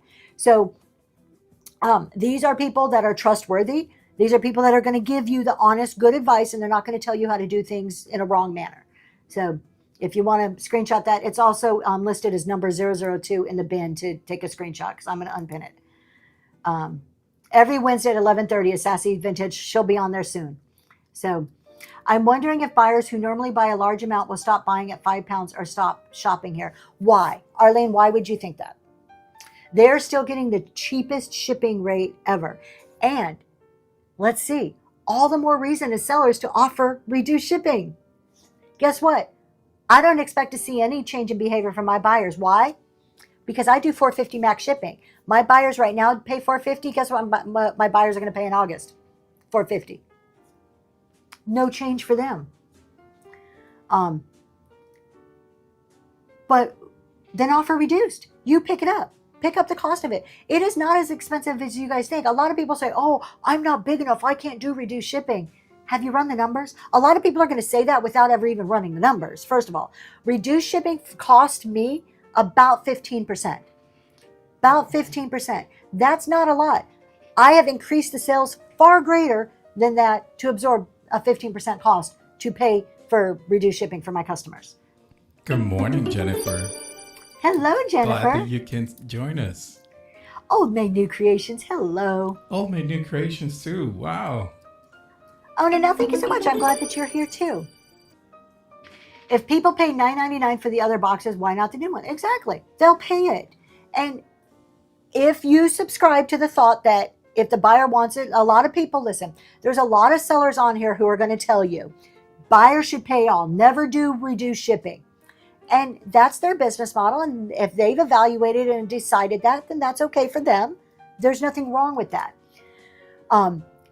So if you believe either way here, there is neither view supports people not buying, because if you take their view of buyer pays all, they're stuck on buyer pays all because they say if they want it, they'll pay for it. Well, that's going to hold true no matter what the shipping is then, right? And then my view, those of us that do reduced shipping's view is we're doing reduced shipping. Nothing's changing. So they're still going to buy. So either camp, either side that you're on, it supports continue buying. It doesn't support people going to another app. It doesn't, in either way, it doesn't make sense. I was in a show and they said they are raising their prices because they have to buy boxes. I watched the viewers go from 15 to 3 in a few seconds. When I see that, Coach Urkama, you know what that tells me? They have not looked at their numbers. They have not looked at their numbers if they've done that. I'm telling you guys, I did the spreadsheet. If you were here Friday, you saw my spreadsheet. I'm not going to bring it up again and go through the whole thing. If you want a copy, I'm happy to share it with you. I actually added a page as a template so you can do the same thing for your business. If you are doing reduced shipping and most of your orders are between 1 and 5 pounds, this is going to save you money. I looked at it. Last week I spent, what was it, $350, I think it was, on shipping last week. And if I would have done it under the new model, it would have been $130 less. That was for 84 shipments. So I could buy 84 boxes and still have money in my pocket at the end of the day. My reduced shipping hasn't ever hurt me. Not pricing my items correctly is what cost you money. There you go. And if you're doing reduced shipping, don't do reduced shipping and raise your prices. I said that earlier, but buyers see right through that. They're not stupid. Buyers know exactly what's going on. There is really no secret sauce to whatnot, but I'm going to tell you what I feel, and you've heard me, if you've been around me, you've heard this, is the secret sauce. Consistency, commitment, and discipline. All of that comes from within you. There's no book, no PDF, no guide, no class, no nothing you're going to do that's going to make you successful on whatnot. There is no secret sauce that somebody else is going to give you to make you successful. What's going to make you successful on whatnot is you. Your commitment, your consistency, and your discipline. Okay? Then, after that, is using your brain to evaluate the pros and cons of every single tool and thing out there that you can use and figuring out what works for your business. So if you do reduced shipping, is flat rate the way to go right now for under 5 pounds? I currently do priority and ground. I currently have mindset on flat rates only to limit the cost up front. Quite frequently, I change that on the back end to ground. Quite frequently, because for a vintage seller, a lot of my stuff does not fit in a flat rate box. I plan to continue to use 921. There you go. A lot of people are still going to continue to use it.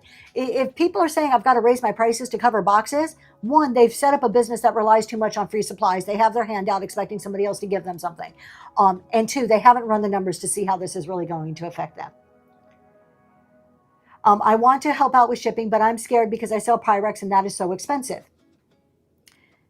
Pyrex, I can see that. It starts to weigh a lot. So look at your numbers. Take a week's worth of shipping and say, okay, if I were to absorb $2 per box, what would that look like? Can you absorb that cost? And then try it for one show. Maybe do a smaller show and see what it's like. I can almost guarantee you do reduced shipping, I'm like 95% guarantee you're going to see your orders go up. Is it going to happen in the very first show? Maybe not. Give it a couple of shows and you're going to have an increase. Are there other sellers here that have used 920? Thank you. Oh, is that Mariah Lynn? Thank you so much. I appreciate you. That is very sweet. You didn't have to do that, but thank you very, very much. Are other sellers here that have used 921 going to? Great question. Reclaim. Thank you. Anybody here who is currently doing a reduced shipping as of today, without any further evaluation, as of where you are in your mindset today, do you plan on continuing to do that?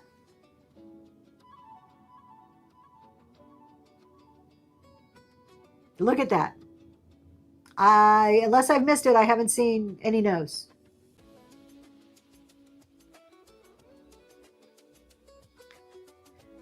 So have you figured out how you'll set your shipping for the new option since flat rate is going away? Swamp Chick, I have not.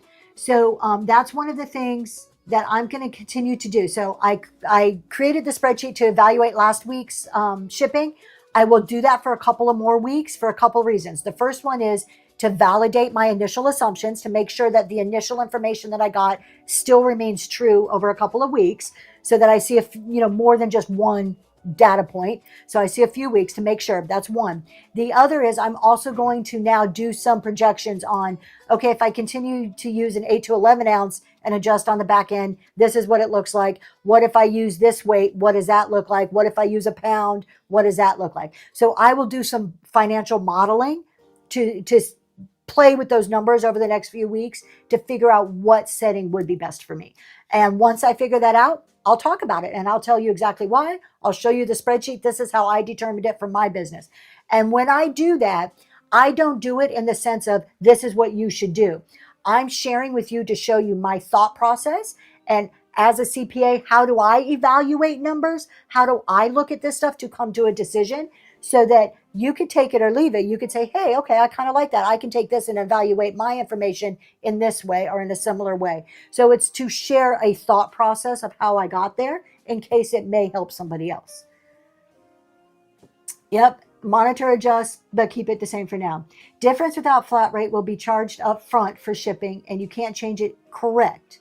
So again, you have to understand, and this is why I never suggest new people do reduced right out of the gate.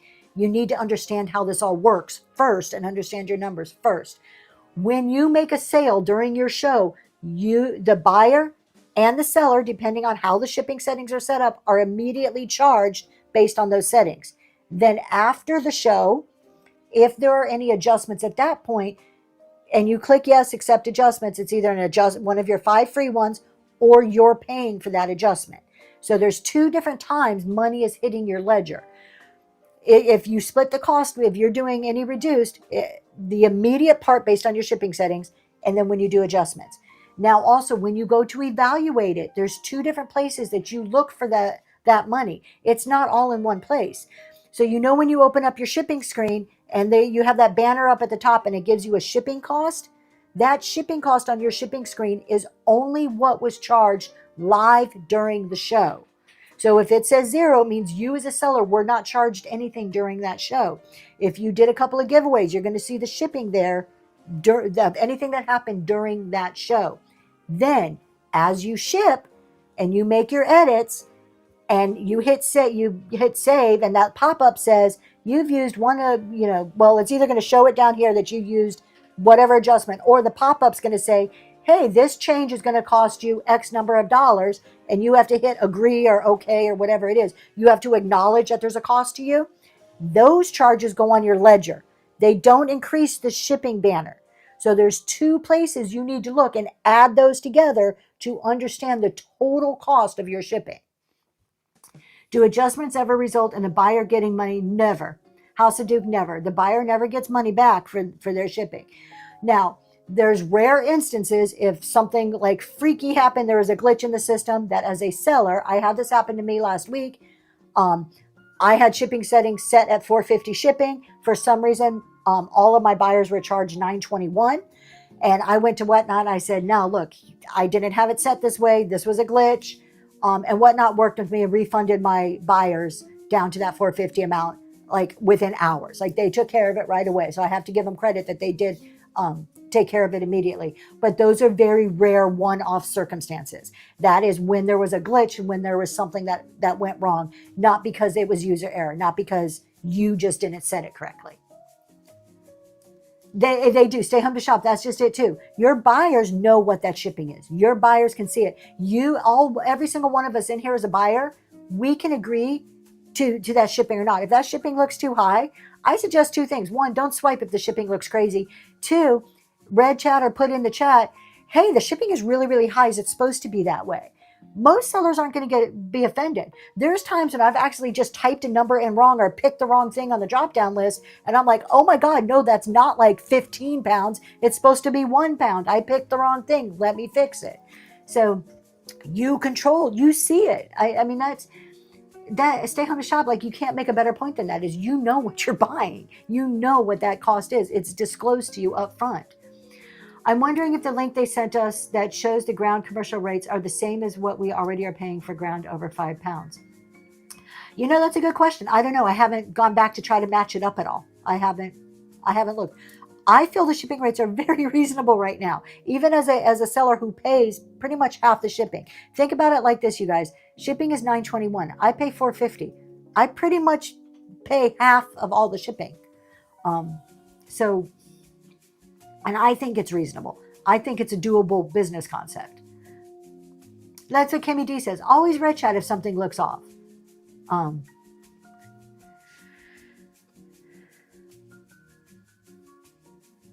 Whatnot has the best shipping out of all platforms. How do you red chat? Put boobs. Vintage ecology. Put boobs and then type any message after that, and it's going to come up red, and only you and me can see it, and my mods. So there are certain words you can use to red chat. Boobs, BBC, PayPal, any 9 digits. I just learned this the other day. 9 digits in a row. Any 9 digits in a row will red chat. Yeah, cuss words, but not the F word. The B word, but not the F word. Franklin Hidden Treasures. I almost said the word you guys have been trying to get me to say all morning. So any of those types of things. There are some other words. Also, if you don't know, I think most of you as sellers already know this, but maybe some buyers don't. As sellers, when we set up a show, we can put prohibited words in there. So you can make any word a red chat word. A lot of sellers will use the word promote because they don't want promoting in their show. Restricted, not prohibited, restricted. I'm using the wrong word. But we as sellers can put specific words that end up being red chatted too if we want. So some people use them, some don't. I've used promote at times. I've quit doing that, and I just ask you not to promote. If you read my show notes, you will see why I don't do promoting. I try to explain it to you instead of just being grumpy about it. I try to explain the reason why.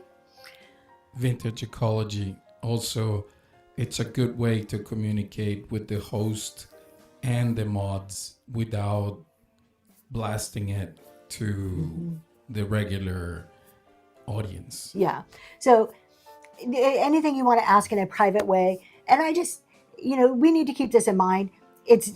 During a chat show, I don't care because I'm sitting here reading chat. That's what we're doing. During a selling show, it can be very distracting to the seller. So use your red chat sparingly. If you're not a mod, mods use it quite frequently to communicate back and forth with the host. But just be careful because as a seller, it can be very distracting if there's a constant red chat. There you go. So there's a lot of words, and you'll learn as you go into different shows, you'll hear different words. I do want to make one more point because we started talking about this, about the time. One of the things I wanted to talk about your time. How many people here, I'm going to give you another unpopular Tracy opinion here. Just bear with me. How many people here have heard another seller say, I need to price my item at this because my time is worth something. I sourced it. I got out of bed. I went in the dark. I did this. I did that. Cleaned it. I photographed it. My time's worth something. So I'm going to price this at what I want to price it at. All right. We've all heard this. That's it. Not my problem. Not my problem. Your eyes saw it. Okay. Your time is valuable. 100%. I told you earlier, my time is worth more than going and looking for free boxes. Your time is 100% valuable. You should keep it then. There you go. Oh, Liz, I would love to type that into somebody when I hear them say that. Then keep the item if it means so much to you. Your time is valuable. However, your time means zero, zilch, nada when it comes to pricing your product. Yep, I said it and I'll say it again. It means nothing when it comes to pricing your product. Unless you own a factory and you are paying people, not even own a factory, unless you own a business that you're paying people to make that product, handmade is the exception. Y'all, you handmade people, you are the exception. Okay, so we're going to put you over here. All the rest of us that are just reselling, buying and reselling, you are not paying people to do that. Unless you yourself are on an official payroll and you are paying yourself by the hour or paying yourself a salary, your time means nothing in the price of your product. Zero. Okay. So you saying that does not make me want to buy your product anymore. It does not make anybody else want to buy your product. If you're going to complain to me that you got up at 5 a.m. and went in the dark to find my thing, that's on you. Set your alarm for later. Go when it's light. I don't give a crap. It means nothing in how much I'm going to pay for your product. The value of your product is not determined by you. The value of your product is determined by your buyer. You can price your product for any number you want to price it for. If your buyers don't think it's worth it, they're not going to pay it. It's determined by the buyer. And this is where the beauty of dollar starts. Nobody can tell me that I'm overpricing my products, that I don't have to rely on all this stupid crap. It's $1 and you're going to tell me what it's worth. And I can guarantee you, most of the time it gets bid up to the appropriate value.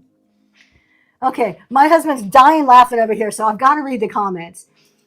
I think it's integral to track your time so you can build a profit and eventually pay yourself. I love discounts. I'm about to get there. You are 100% correct, and I'm about to get there. I had to start with the whole product thing. I've heard you all crazy good price, and I work hard to source these items. Yes, I don't care if it takes hours, and I don't care if you overpaid. Too bad, so sad. You should learn your business and do it better. What also bothers me is sellers apologizing for their pricing. Exactly. Be confident in your price. If you can't be confident in your price, why in the hell am I going to pay that price? Right? You pushed me too far. In retail, the item value, not all the stuff that is done in the back end. Yes, it's the item's value. Thank you so much. Hey, look, if you're going to get anything here, you're going to get it straight. I'm going to tell you to my detriment sometimes. Y'all just know that. We do put everything on YouTube. So I do try to be a little careful, regardless of what comes out of my mouth. I do try to be a little careful because it can be like watched at any time. But it's just coming out. The other thing about it is that when you say you overpay, hold on, somebody said, it's the stuff in the background. Here, I use this example all the time. Have any one of you, let's do the put your finger down game. Mary, thank you so much. I appreciate it. I won't put the finger down game. If you have ever gone to a store like Target and you go to buy a product off the shelf and it's priced for $9.99 and you're like, that's a reasonable price. I'd pay $9.99 for this. And then you have this epiphany. As you're walking to the register, you're like, oh my God, somebody overseas made this product. I need to pay a little bit more for this. And the guy came in here this morning at 5. That poor young teenager who got up at 5 this morning to stock the shelves. Oh my God, my poor heart. I better pay a little bit more for this product because that poor teenager. And the janitor who has to clean the floor I walked on to get to this product, I better pay a little bit more for it. And by the time you get to the register, that $9.99 item that you thought was worth $9.99 is now worth $20 because you feel so terrible about all the work that went into it to put it on the shelf there for you. I know all of you have your fingers up. None of you put your fingers down because we don't think like that. What does Liv say? Shop with me. I read just Hold on, I'm missing something. Someone posted something about taxes. Yeah, I need to charge more because I'm too short to reach the top shelves at the thrift store. It's harder. You got to climb. You got to stretch. It's so much harder.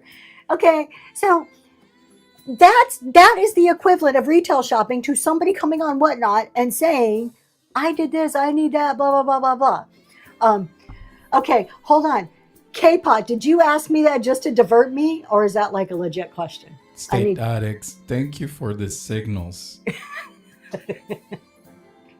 Legit question. Okay, I thought you were just diverting me because we're just going from one soapbox to another today. I love the LLC questions. Actually, I'll be very nice to you. I'm not going to be mean about it. I'm going to give you my 60-second rundown. LLCs are absolutely not necessary on Whatnot. You are a sole proprietor the minute you go into business. Before you consider creating another legal entity, check with the CPA, a tax advisor, and/or an attorney. Some of the things you might want to consider before you become an LLC. Do you have employees? Do you plan to have employees? Do you have partners? Do you plan to have partners? What are your past financials? What are your projected financials? What is your growth plans? What are your personal assets? What are your business assets? What type of assets do you intend to own? And what is the liability in your business? So I just named off like 10 considerations to determine if an LLC is an appropriate measure or not. As you can see, it's not an easy question to answer. And for most people selling on whatnot, the answer is no to a lot of those questions, which means you don't need it. Now, when the answers start to become yes, then you should probably start considering it. So that is my very quick thing. I can talk for hours on that topic. I'm saving the pain of everybody else who's heard me. Hold on. There's a red chat, and I don't know if I should read this out loud or not. Oh, okay. Carps, you want to get me in trouble here. Okay. So I got asked a question about live selling. And people, how they price things when they live sell. I'm going to be very kind about this because this is another hot topic to me. First of all, I'm not a fan of live selling. For me, and I actually got invited to do a live sale. Of all people, I'm like, you just don't know who invited. I actually had an antique store owner yesterday invite me to live sell at their shop. They're not my type of shows because I think it's too different selling. All of my tax shows are on YouTube. I also do tax shows every Friday night at 7 on Whatnot. There's two different types of selling. Those of us who resell and we purchase products and sell them, we have some risk involved in that. We have some skin in the game in the sense of we have to use experience, knowledge, anything that we've built up in the past to buy the appropriate items to resell. We have some risk in that, right? And we're using our expertise to bring you the items that we think are going to sell. Where in live selling, there really isn't the risk. And in my opinion, there's not the expertise because you're not picking out the items. You are letting the audience dictate what gets sold. You're mainly just walking around with the camera asking what they want. There are two different types of selling, two different levels of, you have to bring two different experiences in order to do each one of those. Now, what you charge is what you charge when you're doing that live type of sell, or the selling in the stores like that versus what you're doing as a reseller is really up to you. Your pricing is up to you. Again, the value is really on what the buyer is going to pay for it. When somebody buys something for 50 cents at a garage sale or at a yard sale or at a flea market and then charges you $50 for it, that's their prerogative to do so. One, I would ask as a buyer, if you're gullible enough to buy it, that's kind of on you, unless you feel that value is there, right? What I don't like, I don't think they're doing anything wrong, okay? They're not doing anything wrong. My personal opinion, it's just tacky. I'm going to lay it out there. I think it's tacky. I don't care who you are. It's tacky. Why is it tacky? I don't bring my items up and say, I paid $2 for this. Will you pay 10? Or I paid 2. I'm going to charge you 10. I'm going to run it right now. No, that's my business. My cost of goods, my inventory is my business. It's not yours.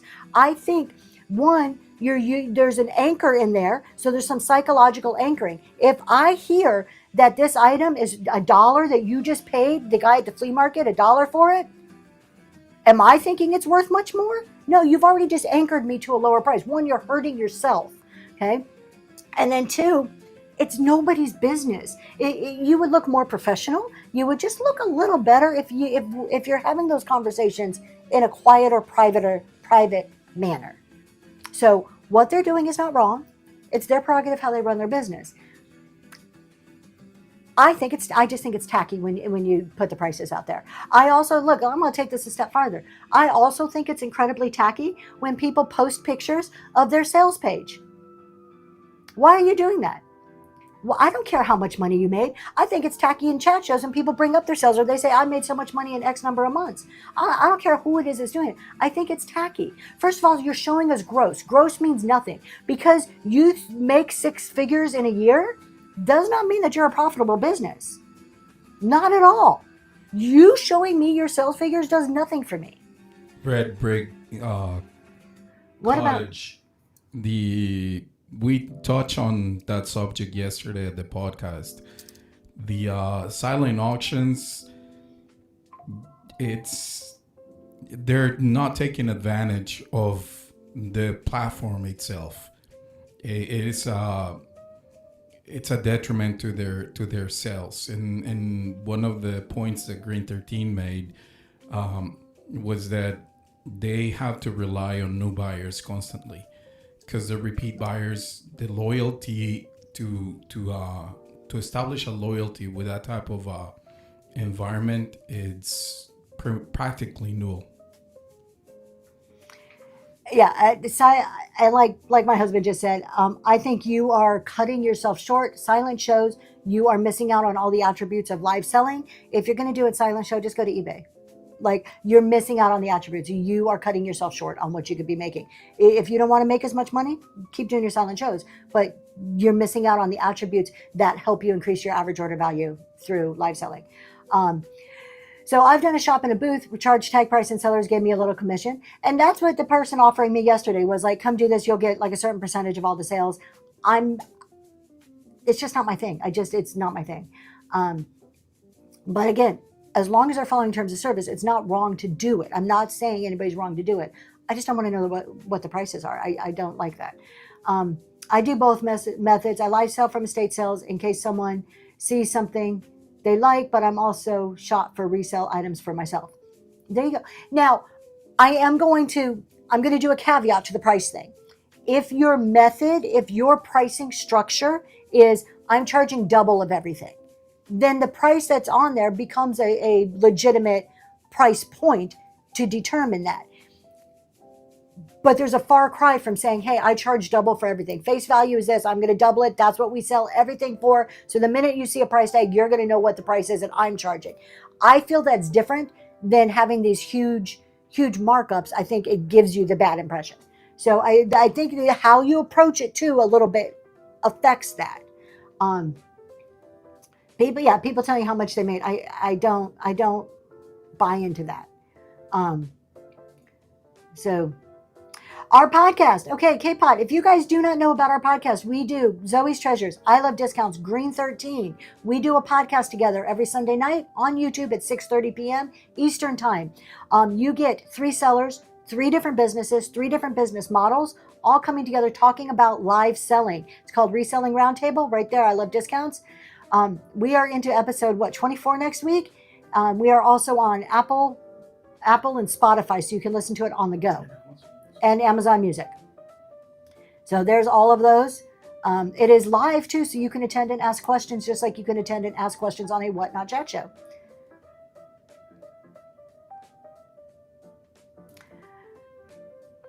All right. I think we have talked a ton today, so let's go ahead. I'm going to wrap up, but I promise we're going to bring some of random items. So if you want to check out some of these items I have up here on the top shelf, I'm about to auction those. I do see a pre-bid, so we're going to do that.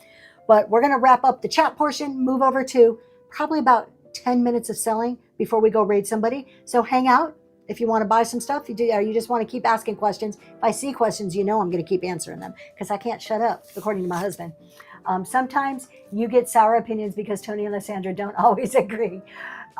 We don't always agree, and we tell each other. Last night, Jeremy said something, and I'm like, I don't agree with that. I disagree. So you get 4. Yeah, you get 4 opinions because there's a total of 4 of us. I Love Discounts as too. And sometimes my husband chimes in. So Mine doesn't count. His opinion doesn't matter. No. I know, thank goodness. Sometimes we get topics and we all agree and we're like, okay, that wasn't good. We need something we can disagree with each other on. Let's do this plate. This had a pre-bid. 4.5 opinions. There you go. I love it. We'll do it this way. All right. We're going to go ahead and run this one. Gorgeous plate. My riser has feet. I know. He can. Unfortunately, he can mute us. He can make us disappear. He holds way too much power. Oh, look at that. Oko Chirkama. You are a 0.0000001. We have a gorgeous plate here. Look at this. Perfect for your gallery wall. I didn't give you a measurement on it. I can. It is just shy of 9 inches. Who makes it?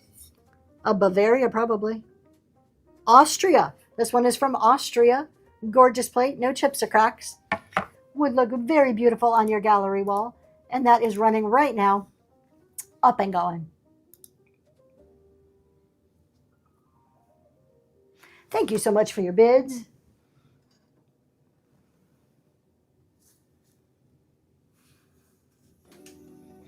And Sarah, is that a first purchase, y'all? Thank you. I cannot see it. If it is, please put some ducks in the chat for Sarah. Maybe not. Noelle, oh, you guys are always welcome. You guys, if you ever have questions on technology, he's the guy. He really is good. As much crap as I give him, I really do appreciate his. Thank you his for your technology. first purchase. All right, we're gonna run some random items. Thank you so much for being here. Look, this isn't possible if you guys aren't here. So thank you for like being active, asking questions. It's so much better when you guys are like giving your thoughts and your opinions. The other thing to know, you guys can always disagree with me. As long as we're respectful to each other, I'm totally cool with that. I love to have a good debate as much as we can debate. You are at a disadvantage being in chat, but so feel free to always have a difference of opinion. I'm totally cool with that. We have a totally beautiful piece of yellow glass here. It is 6 inches tall. Look at this compote. It has that swirly design. Of course, it has the most perfect pedestal base on there. This is a gorgeous candy dish. No chips or cracks on this one. We're going to run this right now. $1, $4.50 shipping, up and going. This one's really pretty. I don't see glass. This is like a very pale amber glass. Good morning, redneck picking. You missed it. I was all worked up. You missed it. Coach Karma, thank you. Karma, not comma. Karma. Thank you so much. All right, you guys. Let's do this big in here. Somebody loves some hearts and some woods. I need that because it's a random item. Thank you so much. I do. Before I forget which item is what, I do need to put a sticker on that. All right, let me sticker it. Okay, check this one out. Look at this. This is your quintessential heart shelf, except that you can put something here and have a cute little mini peeking through the hearts. There it is from the side. You've got a hanger there, right there on the back. We're going to give you a height on this one. It is 17 1/4 high, 4 inches wide. And we're going to run it right now for your cottage core, granny core decor right here. It is adorable. A little different take on a heart shelf. Thanks so much for your bids. Bumming with Nana. Thank you, thank you, thank you. That is heading to you. I probably should put a sticker on that one too.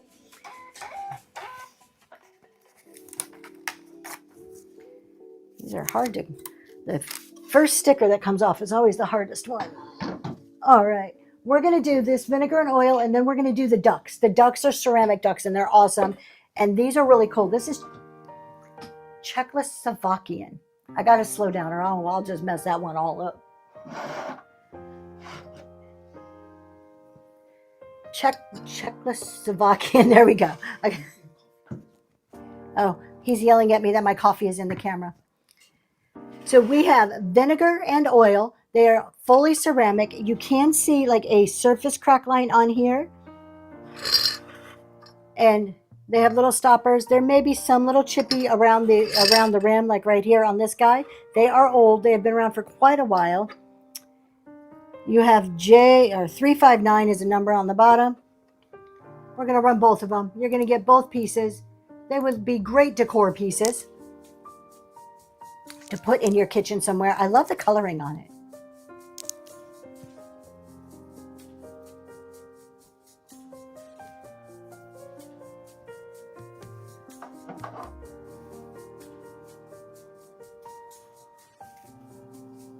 Thanks for your bids.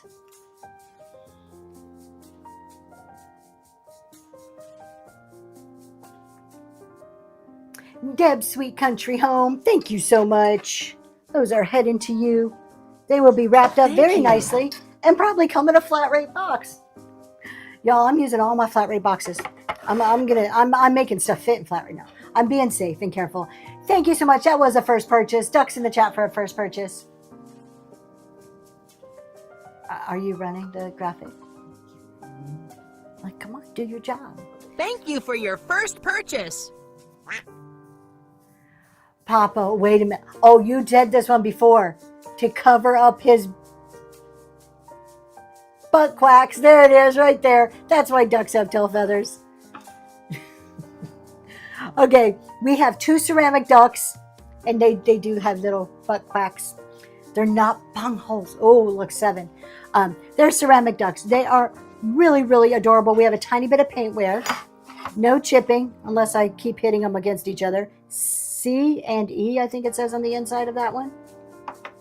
Adorable ducks running right now, ceramic. I'm going to turn it this way so you can see the pretty colors. They're love ducks. They love each other. Thank you for your bids. Josie's Junk in the Trunk, that is heading to you. And this next item is so cool, you guys. I know, I'm getting a label. Here it's coming. Oh, I got to write the label on this one. Josie, your name is long, and it does not work on our labeling. So I always have to remember to actually write a label for you. That is number 4 for you. He's over there freaking out. He's like, don't forget to write it. We record all our shows. If I forgot to write a label, I just have to go and watch the show again. Okay, this next item, you guys, is so cool. I got to put a label on this one. This is my favorite thing of the day. Look at this. Of course, I love owls, though. Estate Addicts, you have a good day, too. Thank you for being here. You're just always difficult. Look at this. This is actually paper. That's layers of different paper to create the image. I have a large one of these hanging in my hallway, coming down my stairs. But now we got a smaller one. Cameraman, action. All right, here we go. So this is like the convex, it like bubbles out, but you can see that. Oh, wow, that's loud. You can see all the layers, if we can get it to focus. Layers of paper and dried flowers actually make up that owl. It's a really cool art piece on there. So it's underneath the convex. This stands, I don't know, probably about 8 inches tall. And that's running right now. And it does have the hanger. You can hang it up in the back. Mounted on wood. Wave to everybody. Your reflection's in here. Say hello.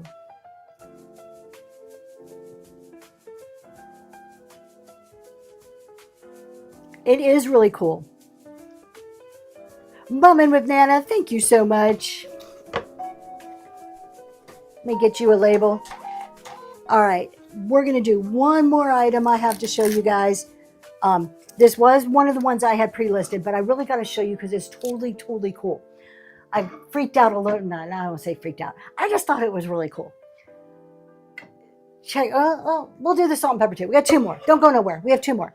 Look at this one. Now this is listed. I'm gonna pin it. This is a salt and pepper shaker. How freaking cute is this? It looks like an egg, right?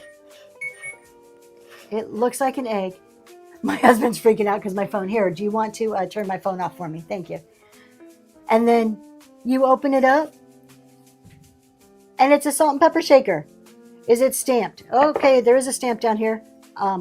You're gonna have to zoom in because I am not gonna be able to read that whatsoever. There's a sticker. I don't even know if you guys can read it. It's pretty wore off. So it's not stamped. There is a sticker. I have no idea what it says. I just thought this was the cutest thing ever. And it has bung holes. 8. We're counting. I'm going to put a scoreboard up. That's up and running right now.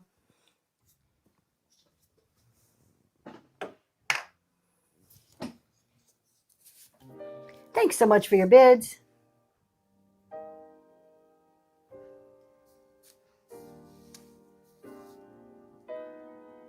Cole Mary, congratulations. That one is heading to you.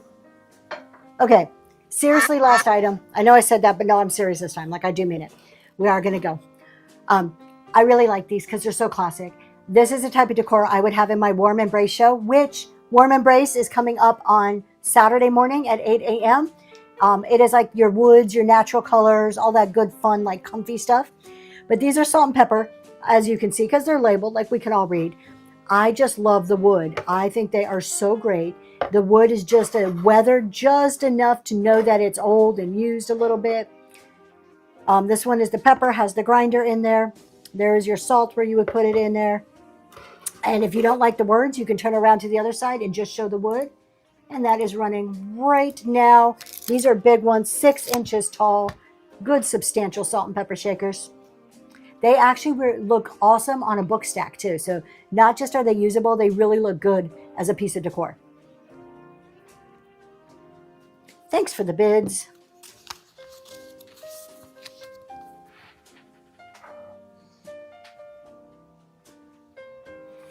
And Jan C. Mill, that is a first purchase. Everybody throw Thank some you ducks for in your the chat. first purchase. Welcome to Zoe's Treasures. And with that, you guys, where would I go to get the information to print those stickers? Our stickers, the kinds that we use, send my husband a message, Robin's Closet, Zoe T. Mod, and he will send you a file and all the instructions on how to do it. So do you want to put your name in there really quick so she can get you easy? He'll put it there, right there. Send it to him.